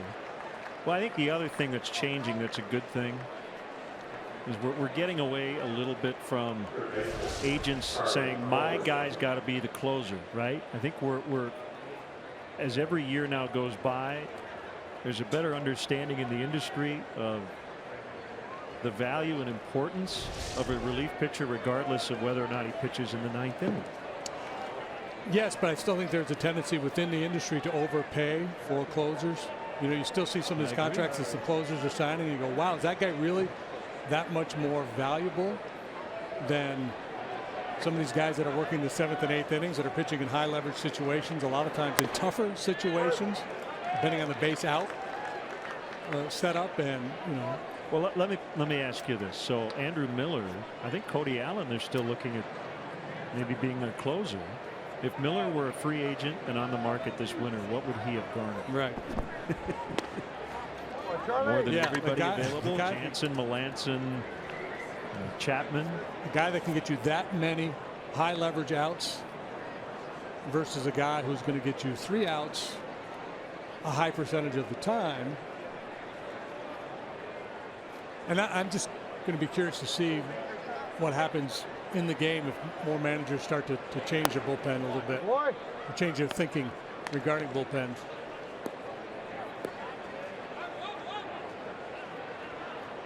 It's not easy, though. It's tough for managers because, if you stay with the formula that's been in play for most clubs the past 20 or 30 years, it's I got a 9th inning guy, I've got an 8th inning guy, maybe a situational left-hander. They all know their roles. I give them the ball when it's the appropriate time. If they don't do their job, that's on them and not on me as the manager. When you change it up a little bit and say, you know what, no, today you're going to close because I need you in the 7th inning with runners on 2nd and 3rd and 1 out because you're going to come in and give me a couple of big strikeouts. And that's the part you have to sell to the players too, because you're going to get some pushback, I think, from pitchers going, wait a minute, man, that's not my job. Called strike 3 to end the frame. So we've seen some debuts this spring. Hendricks, Strop, Rondon. Cubs lead 7-3 in the 6th.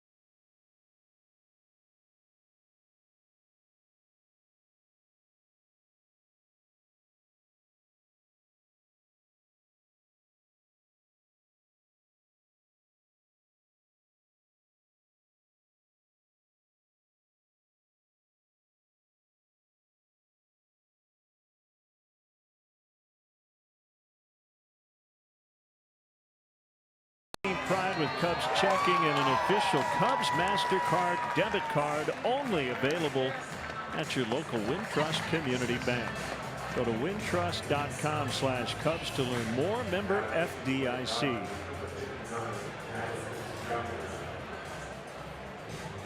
Having fun on a Saturday in early March. Cactus League play. Cubs will bat in the 6th inning against 6'4" right-hander Madison Younginer. Made his debut with the Braves last season. Yeah, after 6 minor league seasons with the Red Sox, moved over to the Braves. Had that cup of coffee with Atlanta after spending the bulk of the year at AA and AAA. So he would have been drafted when Theo was GM in Boston. Ground ball, base hit. Hey, good hit for the cycle. Jamer Candelario, triple, double, single.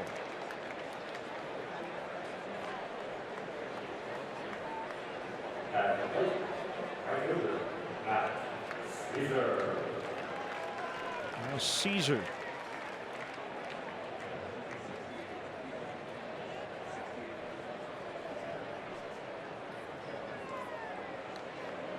We're going to get a good look at probably the top 2 Cubs prospects. Ian Happ already in the game, and Eloy Jimenez is on deck to hit for Hayward.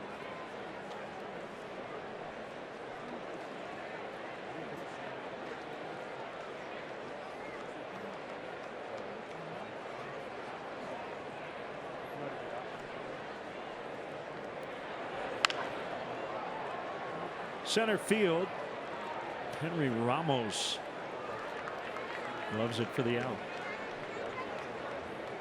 The legendary James Taylor returns to Wrigley Field Monday, July 17th. Special guest Bonnie Ray. Oh, what a show that'll be. Don't miss your chance to see this rock and roll Hall of Famer. Tickets are available now at Cubs.com/James Taylor. He's your handyman.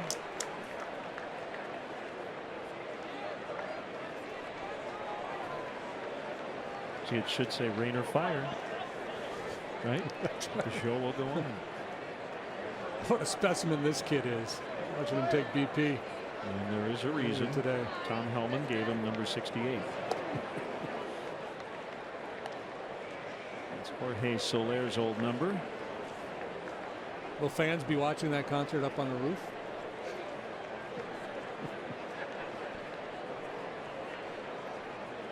You're wondering, Soler now wearing number 12 with Kansas City.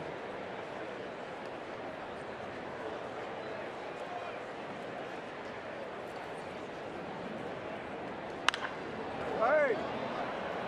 Plane overhead. I'm wondering if that pop-up might hit it. There's a major league pop-up. Hernandez with the catch, 2 outs. That would be an awesome excuse, by the way, for an infielder. I lost it in the airplane. Oh, looked exactly like the fuselage of that plane and had no chance. Jacob Hanneman. His first plate appearance today.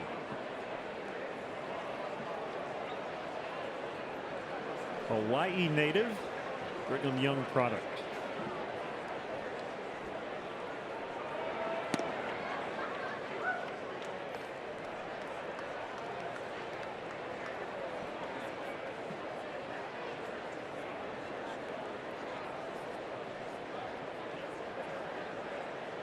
Third round pick, 2013.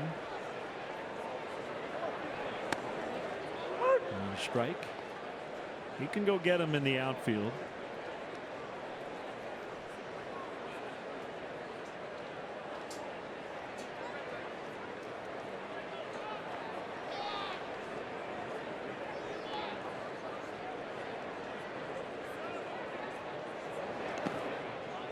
Knocked down by Wilson.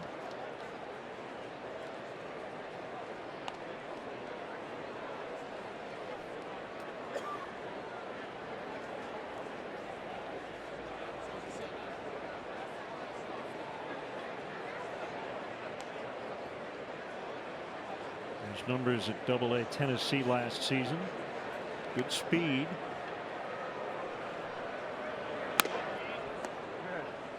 Go ball. 3-1.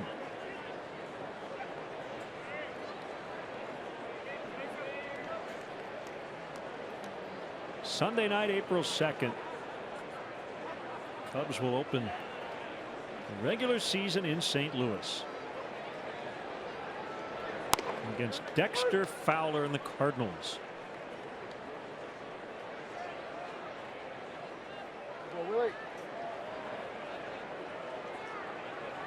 Matt Holliday is now a Yankee. Fun to turn on the tube and see guys who go, oh, that's right, he signed with this team. Ball 4. Good work by Hanneman, who has not really worked a real high on base percentage throughout his minor league career. He's 25 years of age. You mentioned the speed, a very good defender. You know, he profiles as a guy, if he makes it to the big leagues, you know, more of a 4th or 5th outfield type.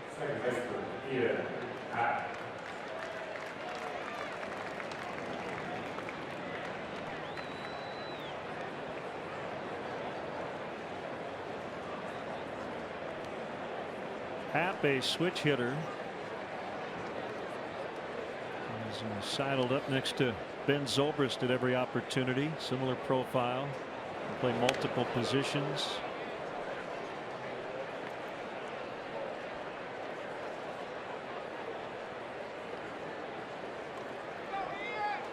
Happ from Pittsburgh and went on to play at the University of Cincinnati. Arizona Fall League championship game in Scottsdale a few months ago. He had a career day.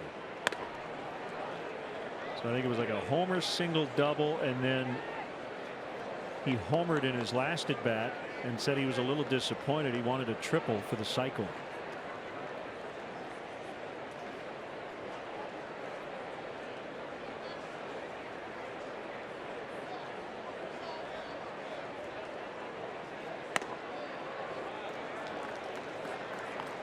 Three balls, no strikes.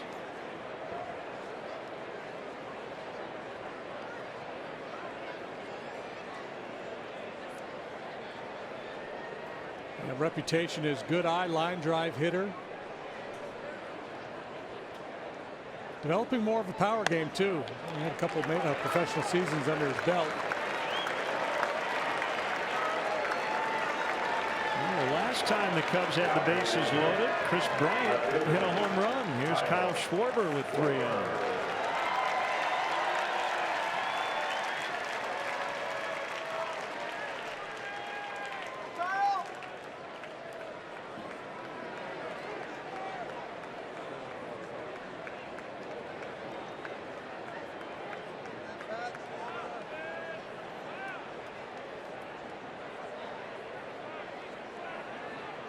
Mentioned earlier, the Dodgers, the 4-time defending National League West champs.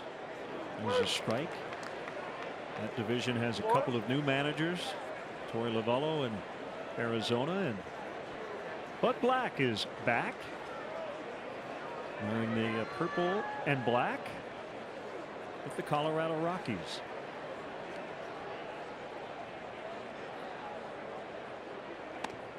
Buddy will have to adjust his thinking a little bit, having managed all those years in San Diego in that big pitcher's ballpark and now moving to Coors Field.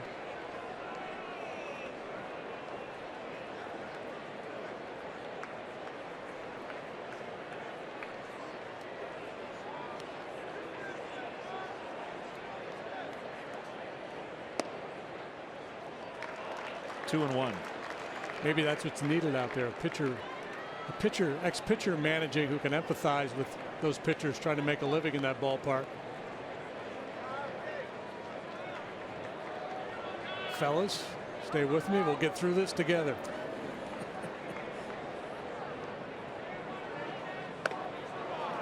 Three and one. A lot of times what a manager and a pitching coach are looking for from young pitchers is how do they navigate situations like this. Not Sharp, obviously. He's had a couple of walks. But are you able to execute competitive pitches against a dangerous hitter when you're backed into a corner?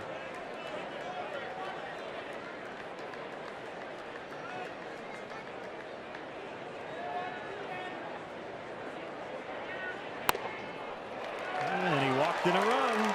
Second bases loaded walk taken by the Cubs today. It's 8-3.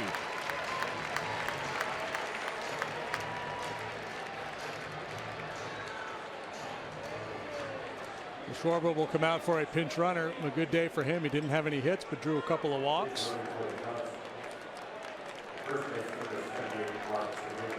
Mark Zagunis will run for Schwarber.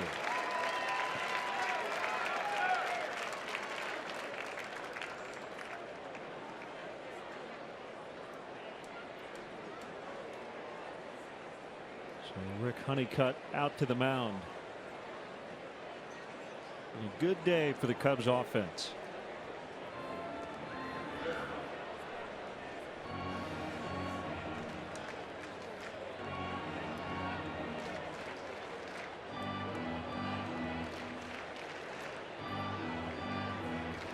Kawasaki will bat. Number 56, shortstop, Kawasaki.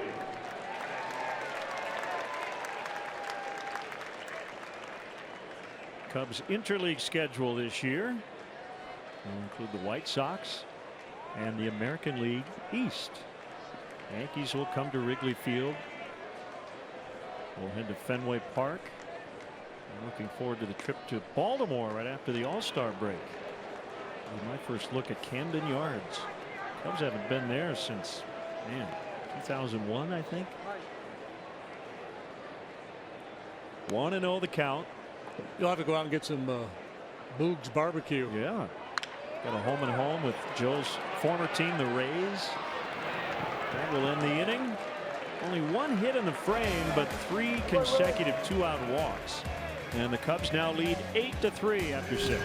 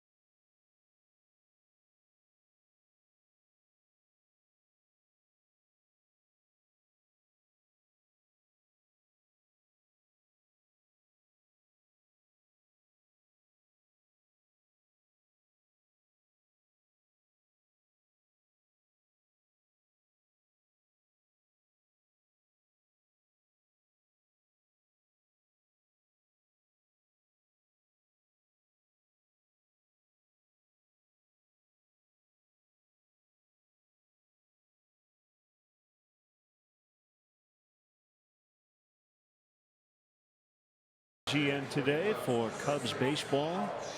Their 70th season of Cubs baseball on Channel 9. More changes for the Cubs, including the new pitcher, right-hander Carl Edwards Jr. Carl really elevated his profile with his postseason performance last year. Last season overall, 36 games with the Cubs. Pitched to a 3.75 ERA, held opposing hitters to just a 1.23 batting average. Relies heavily on that cutting fastball, mid-90s.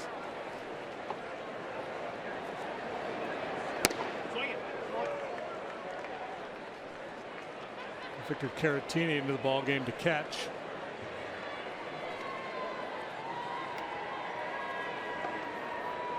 Look at you with the eagle eye. You might have a future in this. I could tell that was the Caratini setup behind the plate. Bobby Wilson has struck out both times. Good hook.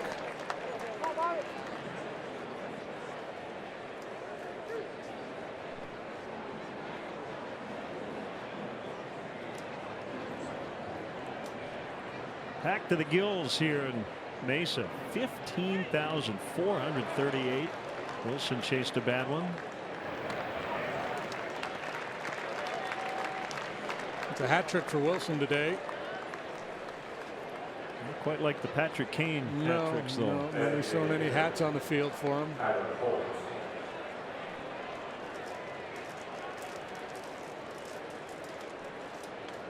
Holt, the DH, tripled his last time up.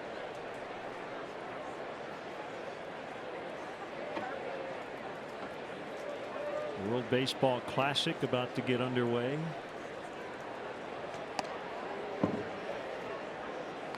I saw read a note the other day. I didn't realize this, that the U.S. has never finished above 4th in the World Baseball Classic. Did you see the video of Theo hitting against Ryan Dempster, who's getting ready to pitch for Canada? I did. Pretty good looking stroke. Really good.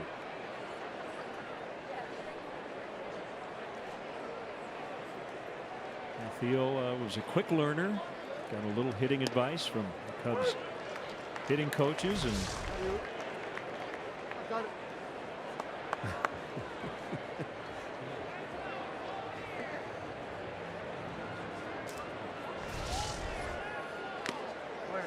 in and out of the glove. And foul ball, 2-2.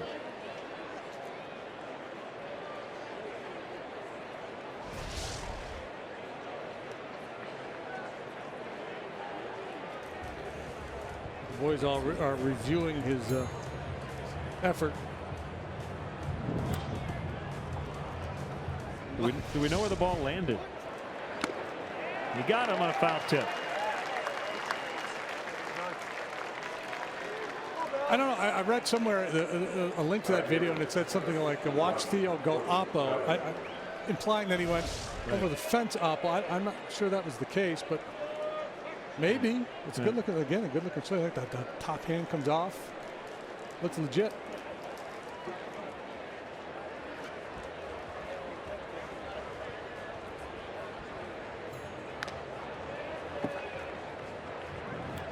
The day I showed up here, Real good swing. I walked to the back of the building over there to track down my rental car keys, and Rick Sutcliffe was on the mound, Theo was batting, and Eddie Vedder was playing shortstop. They had a little fantasy camp out there. That's great.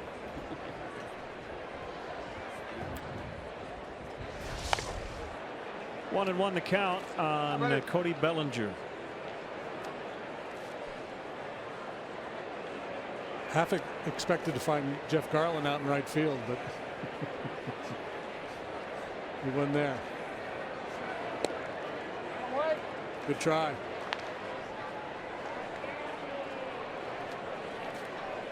Well, good luck to Demp and all the Cubs and former Cubs participating in the WBC. We never get much of a look at it just because we're busy with the spring games. Cubs will host Team Italy on Tuesday. John Andrioli will be with Team Italy, as will Rob Segedin, who was in the Dodger lineup today.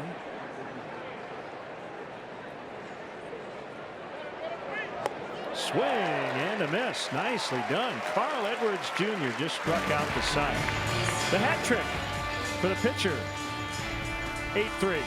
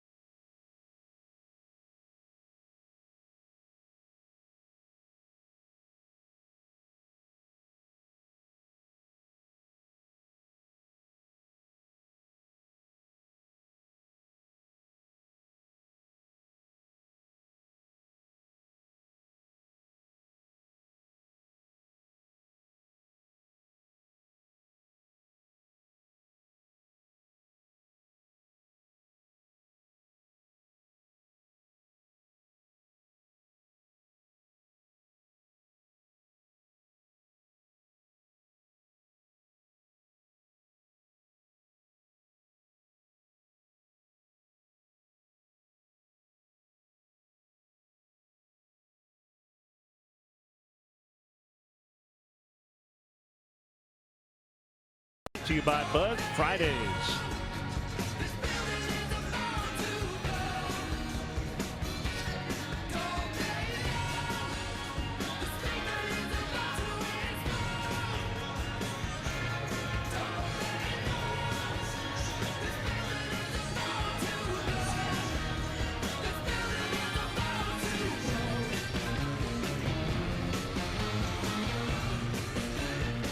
Michael.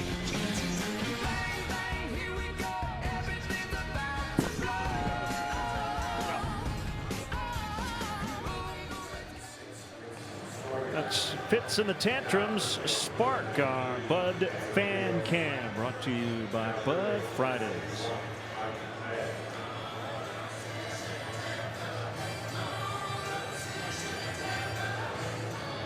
Left-hander Michael Johnson is on for the Dodgers.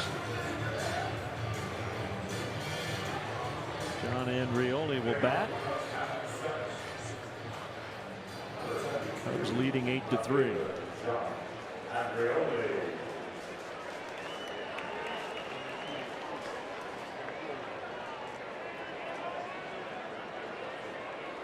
Johnson over from the Dodgers minor league camp for this appearance.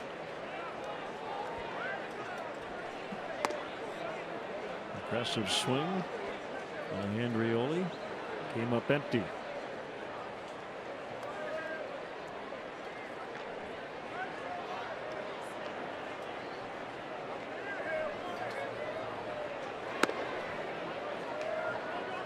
Outside for a ball, 1-1.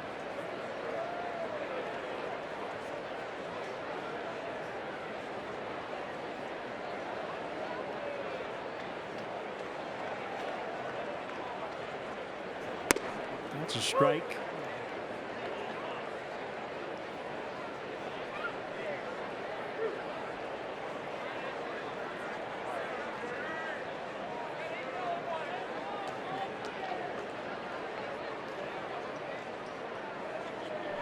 Look out. Up and in on John. John, a 17th round pick of the Cubs in 2011 out of the University of Connecticut.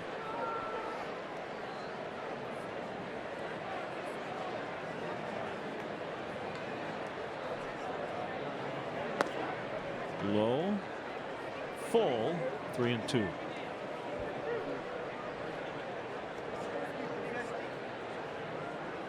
Johnson from the Northeast. Went to Dartmouth. Grew up in Massachusetts. Swing and a miss, strike 3.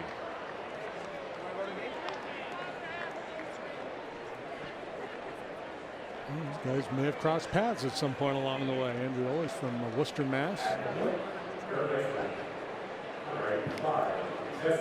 Chesney Young, product of Mercer.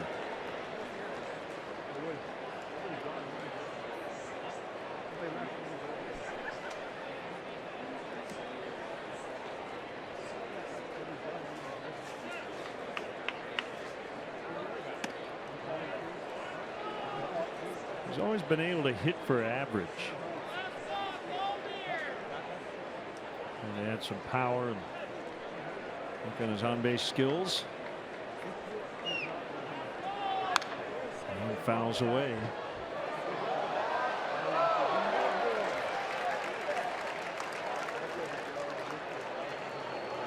Young, a career .314 hitter in 3 minor league seasons.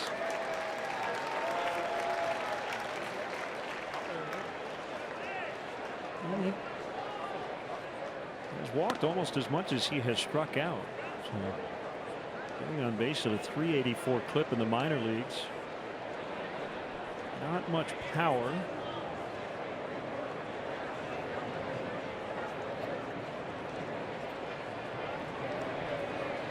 And waits on a 2-1 and he pops it up.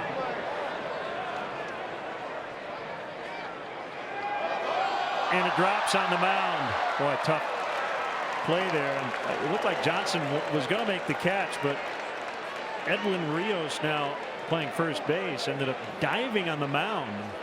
Came up empty. That's a hit for Young. It went 59.5 feet. It's a thing of beauty from Chesney Young's point of view. Said he could hit. Yeah, I see, and all of his minor league teammates that are watching this, they're going, "This dude doesn't need cheap hits like that."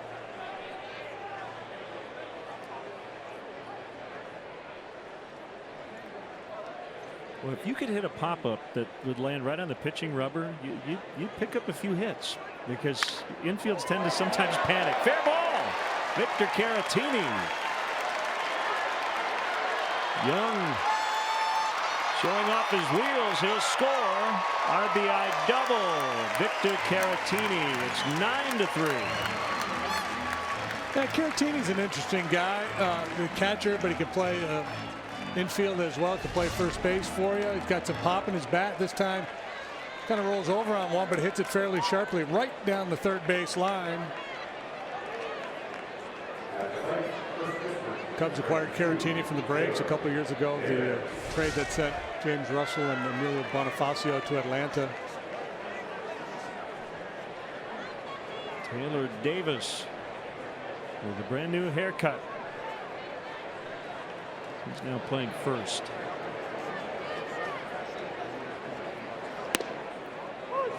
Outside corner for a strike. Such a different look. Davis had that long hair flowing over his shoulders.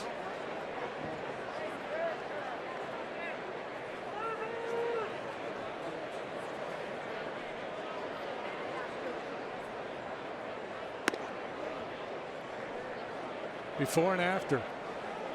There's your before.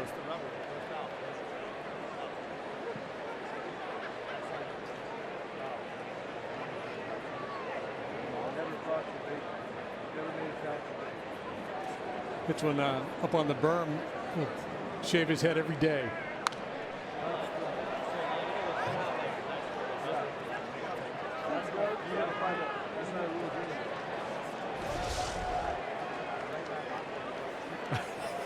You can tell he's a little apprehensive. Maybe go to the scissors first and then go to the razor. I don't want to tell anybody how to do their job. I think I'd go scissors first on that. Hey, heads up back here.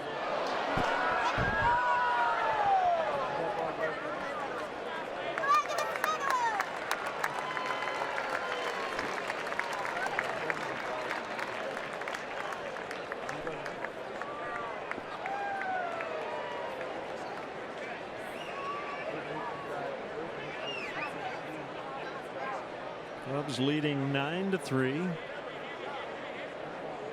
5 of those runs came in the fourth. But pretty well to center. Ramos makes the catch, tagging and heading to third is Caratini. 2 outs.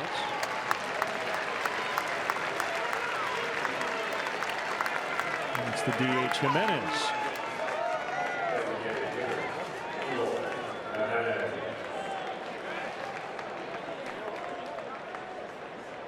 Back with you here on WGN from Las Vegas. Against the Cincinnati Reds.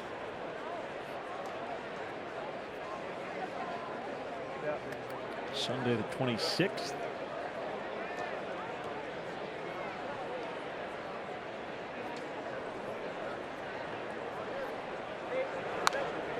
Jimenez checked his swing and fouled.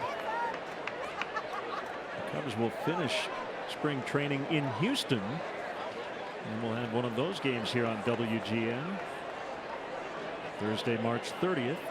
It's a night contest. We'll play a day game on the final day of March and then fly to St. Louis to start the season Sunday night, April 2nd.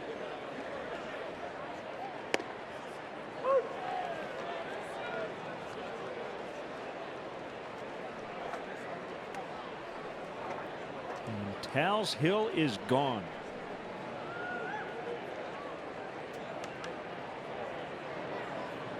Yeah. We got rid of Tal's Hill, put some seats or a restaurant or something out there. Like a restaurant, yeah. And we'll get a look at the renovated center field area at Minute Maid Park in a few weeks. All Cubs today, 9-3.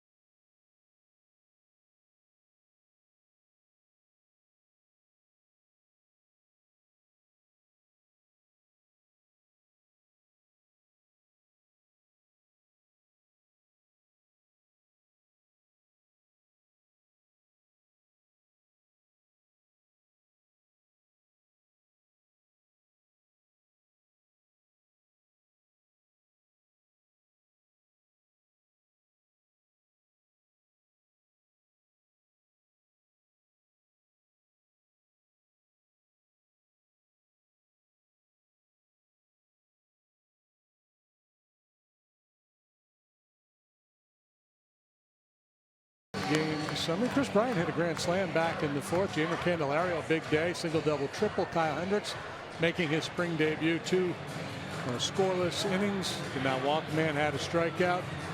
Cubs have been out hit 8-7 by the Dodgers, but lead 9-3. Great deals are waiting for you now at your local Honda dealer.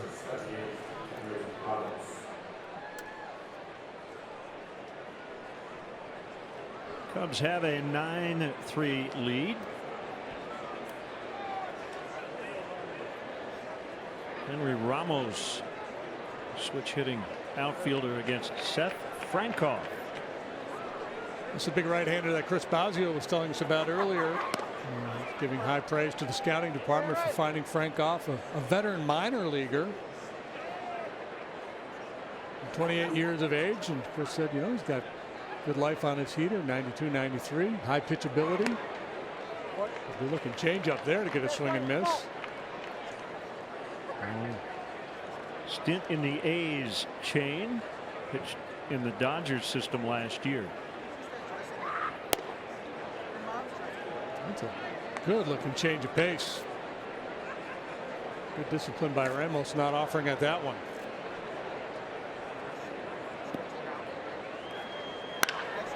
Hit hard into right.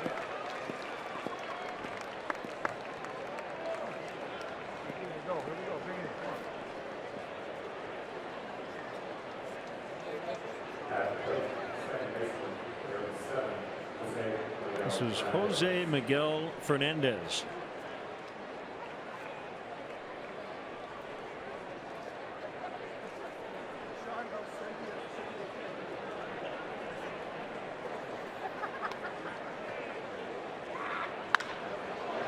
Fly to right.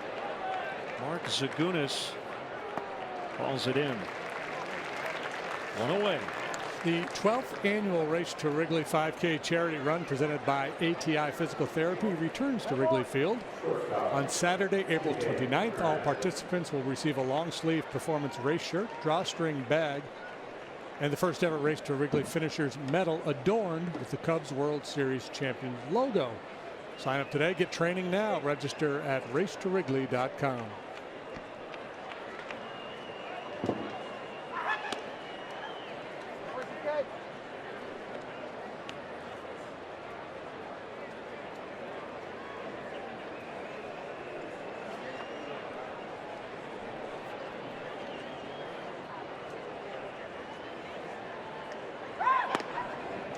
Hernandez backed off the plate.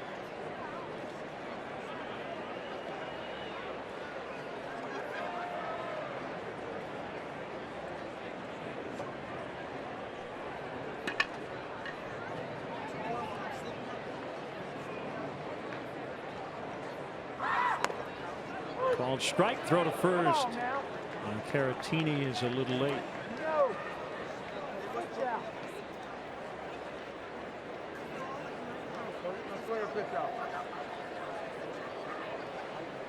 Calm conditions today. Mostly sunny. Probably around 80, 81 degrees now. Baseball weather.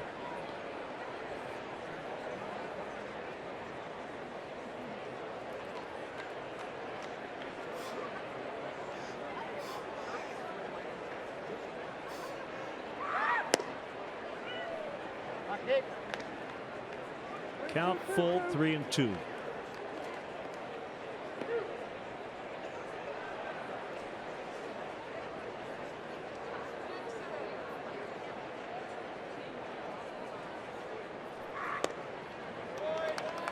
And ball 4.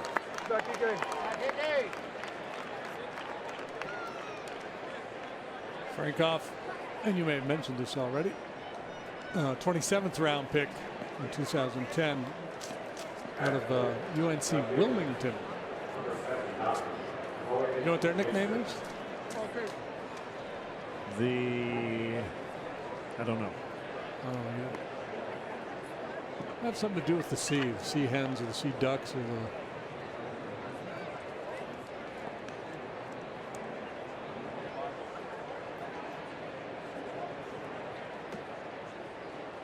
I'm going to look that up. I believe that is the alma mater of the great Carl the Big Train Willis, the pitching coach of the Red Sox.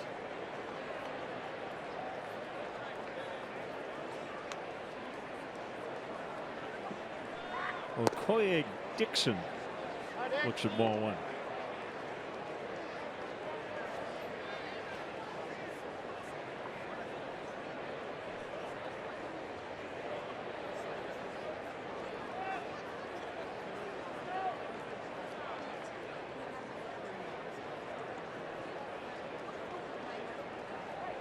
You would be correct.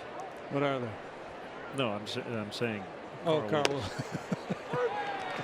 Chris Hatcher.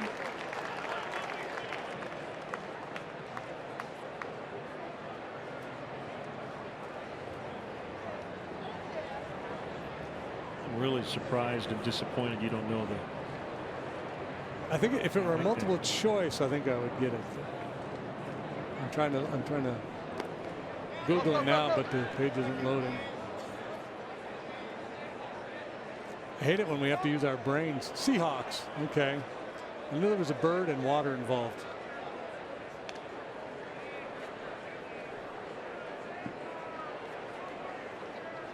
Two balls and a strike on Dixon.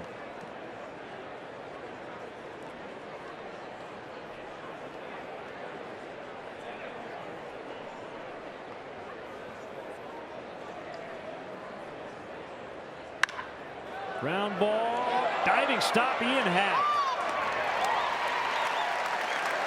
Nicely done.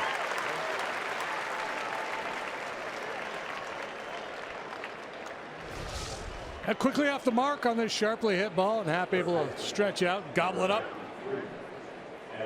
Get a big out for Frankoff. That would be Ian Happ of the University of Cincinnati Bearcats. That's too easy. Edwin Rios, the batter. I find there are two great moments of anxiety in my life. When a web page won't load and when you can't find the remote control. I mean, that's. I would agree with you. You start to hyperventilate a little bit.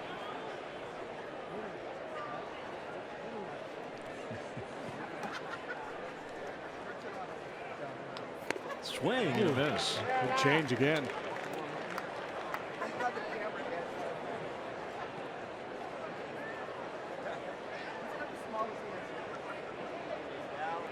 High arm slot really sells that pitch.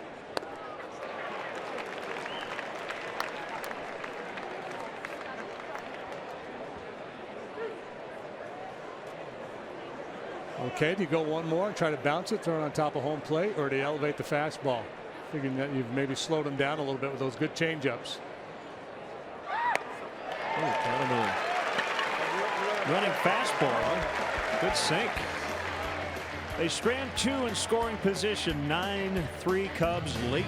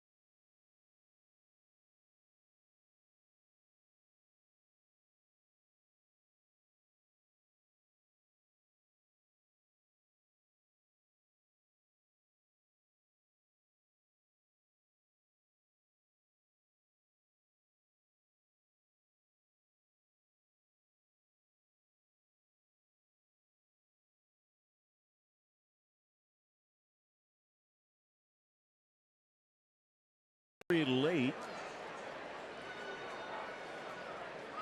Wait a minute. How did the Philly fan get in that shot? This is Shea Spitzbarth.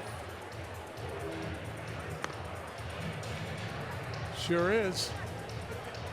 All 6'1", 195 of Shea Spitzbarth out of Staten Island, New York. He went to Malloy College.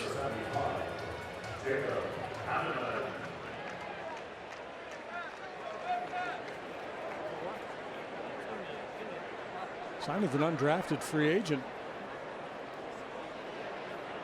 He's only been pitching a couple of years professionally, and he finds himself in big league camp. That's an interesting trajectory, isn't it? Yeah. Undrafted free agent. And strike on Hanneman. Ends up in a big league camp. And the Malloy college nickname is? Let me see the. Think real simple. Name that's been used a lot. The Malloy NFL College team, Giants. College football powerhouse for a long time. Malloy Cornhuskers. It's low. Malloy College. What were your clues? College football powerhouse. It's an NFL nickname. The college football team with that name. There's a Canadian Football League team where there was at one time. I think there still is. The Blue Bombers? No. No NFL Blue Bombers. No Rough Riders. This might be the only name that. BC Lions? Yes, it's BC Lions. The Malloy College Lions. The Malloy College BC Lions.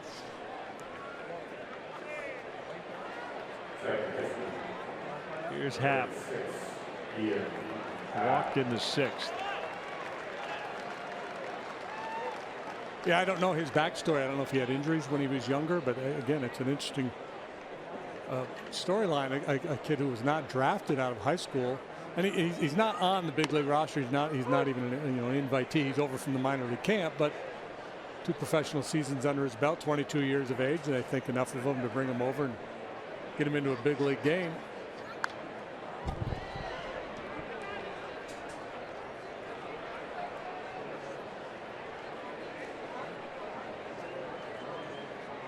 Perhaps was a position player, came late to pitching. I don't know his story.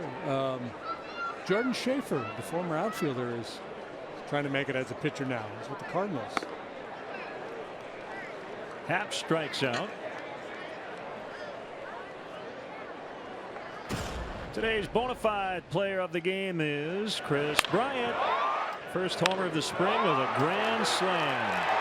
Wrap your hands around the official Italian beat of the Chicago Cubs at one of the 19 Bona locations.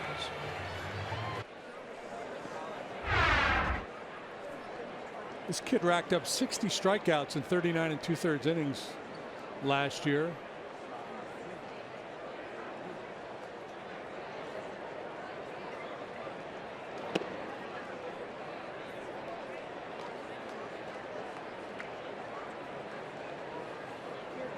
Just looking at a story about Spitzbarth.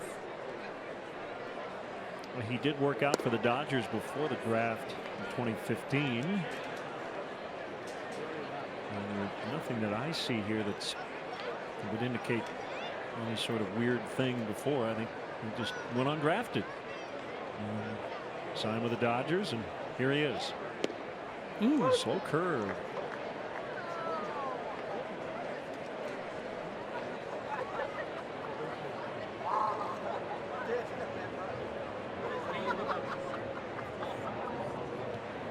Pitched in the Cape Cod League.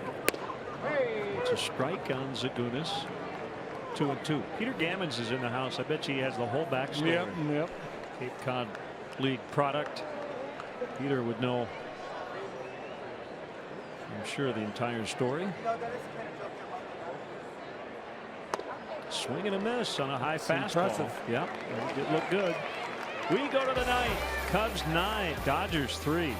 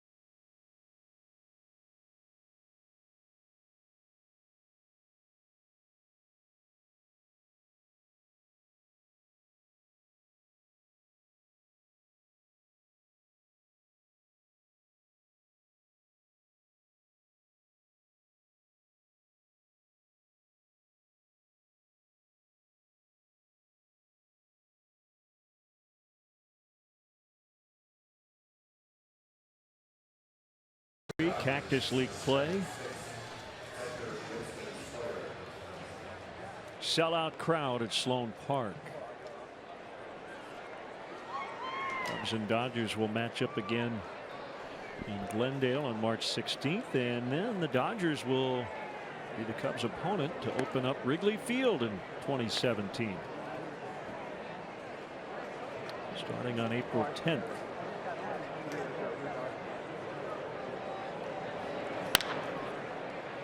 Winston Sawyer runs out to third.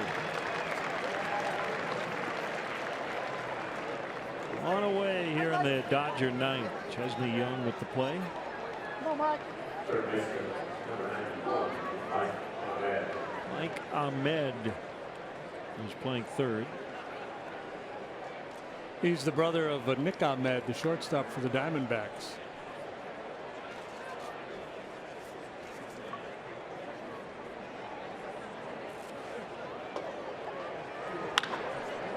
Line to Young, 2 gone.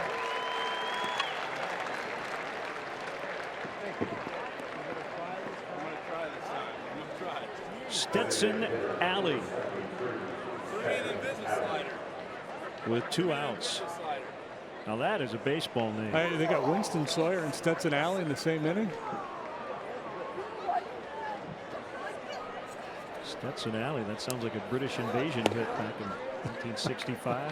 I went down to Stetson Alley.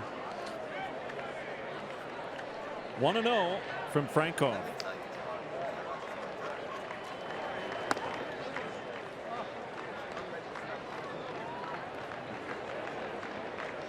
Francoff in the last inning getting out of that little jam with a couple of men on base. It's exactly what I was talking about early in the game.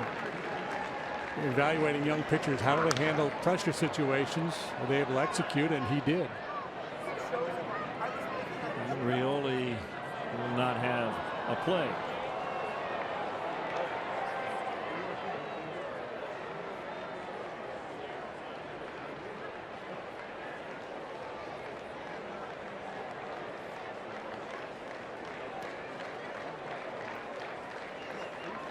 Two balls and a strike. 3-1. Cubs will head to Surprise tomorrow to play the Texas Rangers. John Lester, the Cubs opening day starter, will make his spring debut. Ball 4.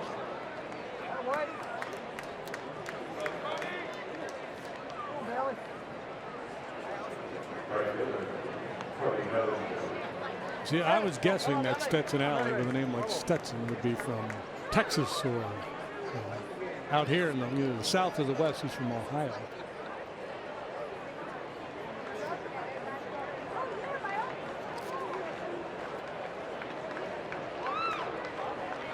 Takes off for second, not being held.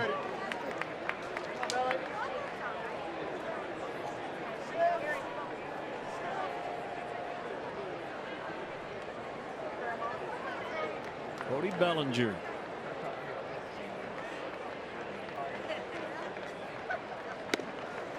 One and one. Bellinger, one of the top hitting prospects in the game. His dad Clay was a big leaguer.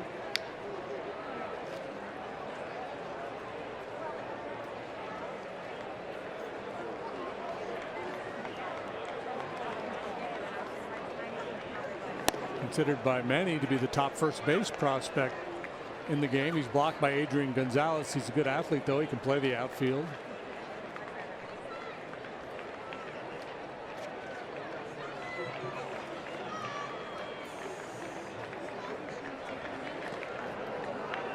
Connor holds 3-1.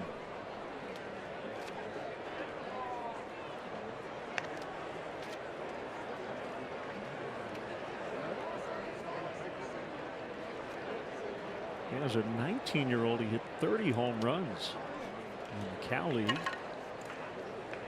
couple of seasons ago.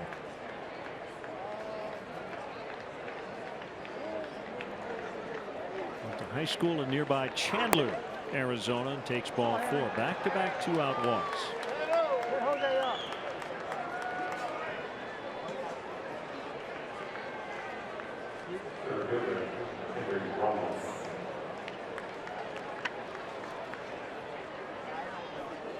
Enjoyed our conversation with Chris Bosio earlier today.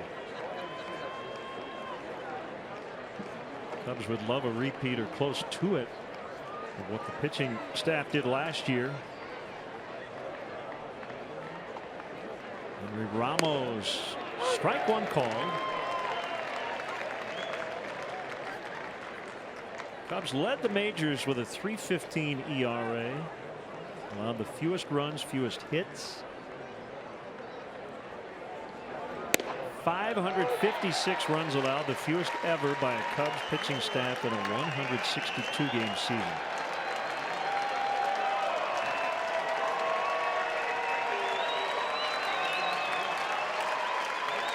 A strike away. Here it is. Ground ball back to the mound. And the Cubs win. Cubs win 9-3 the final. They get a grand slam from Chris Bryant. And they beat the Dodgers today in front of a sellout crowd here at Sloan Park.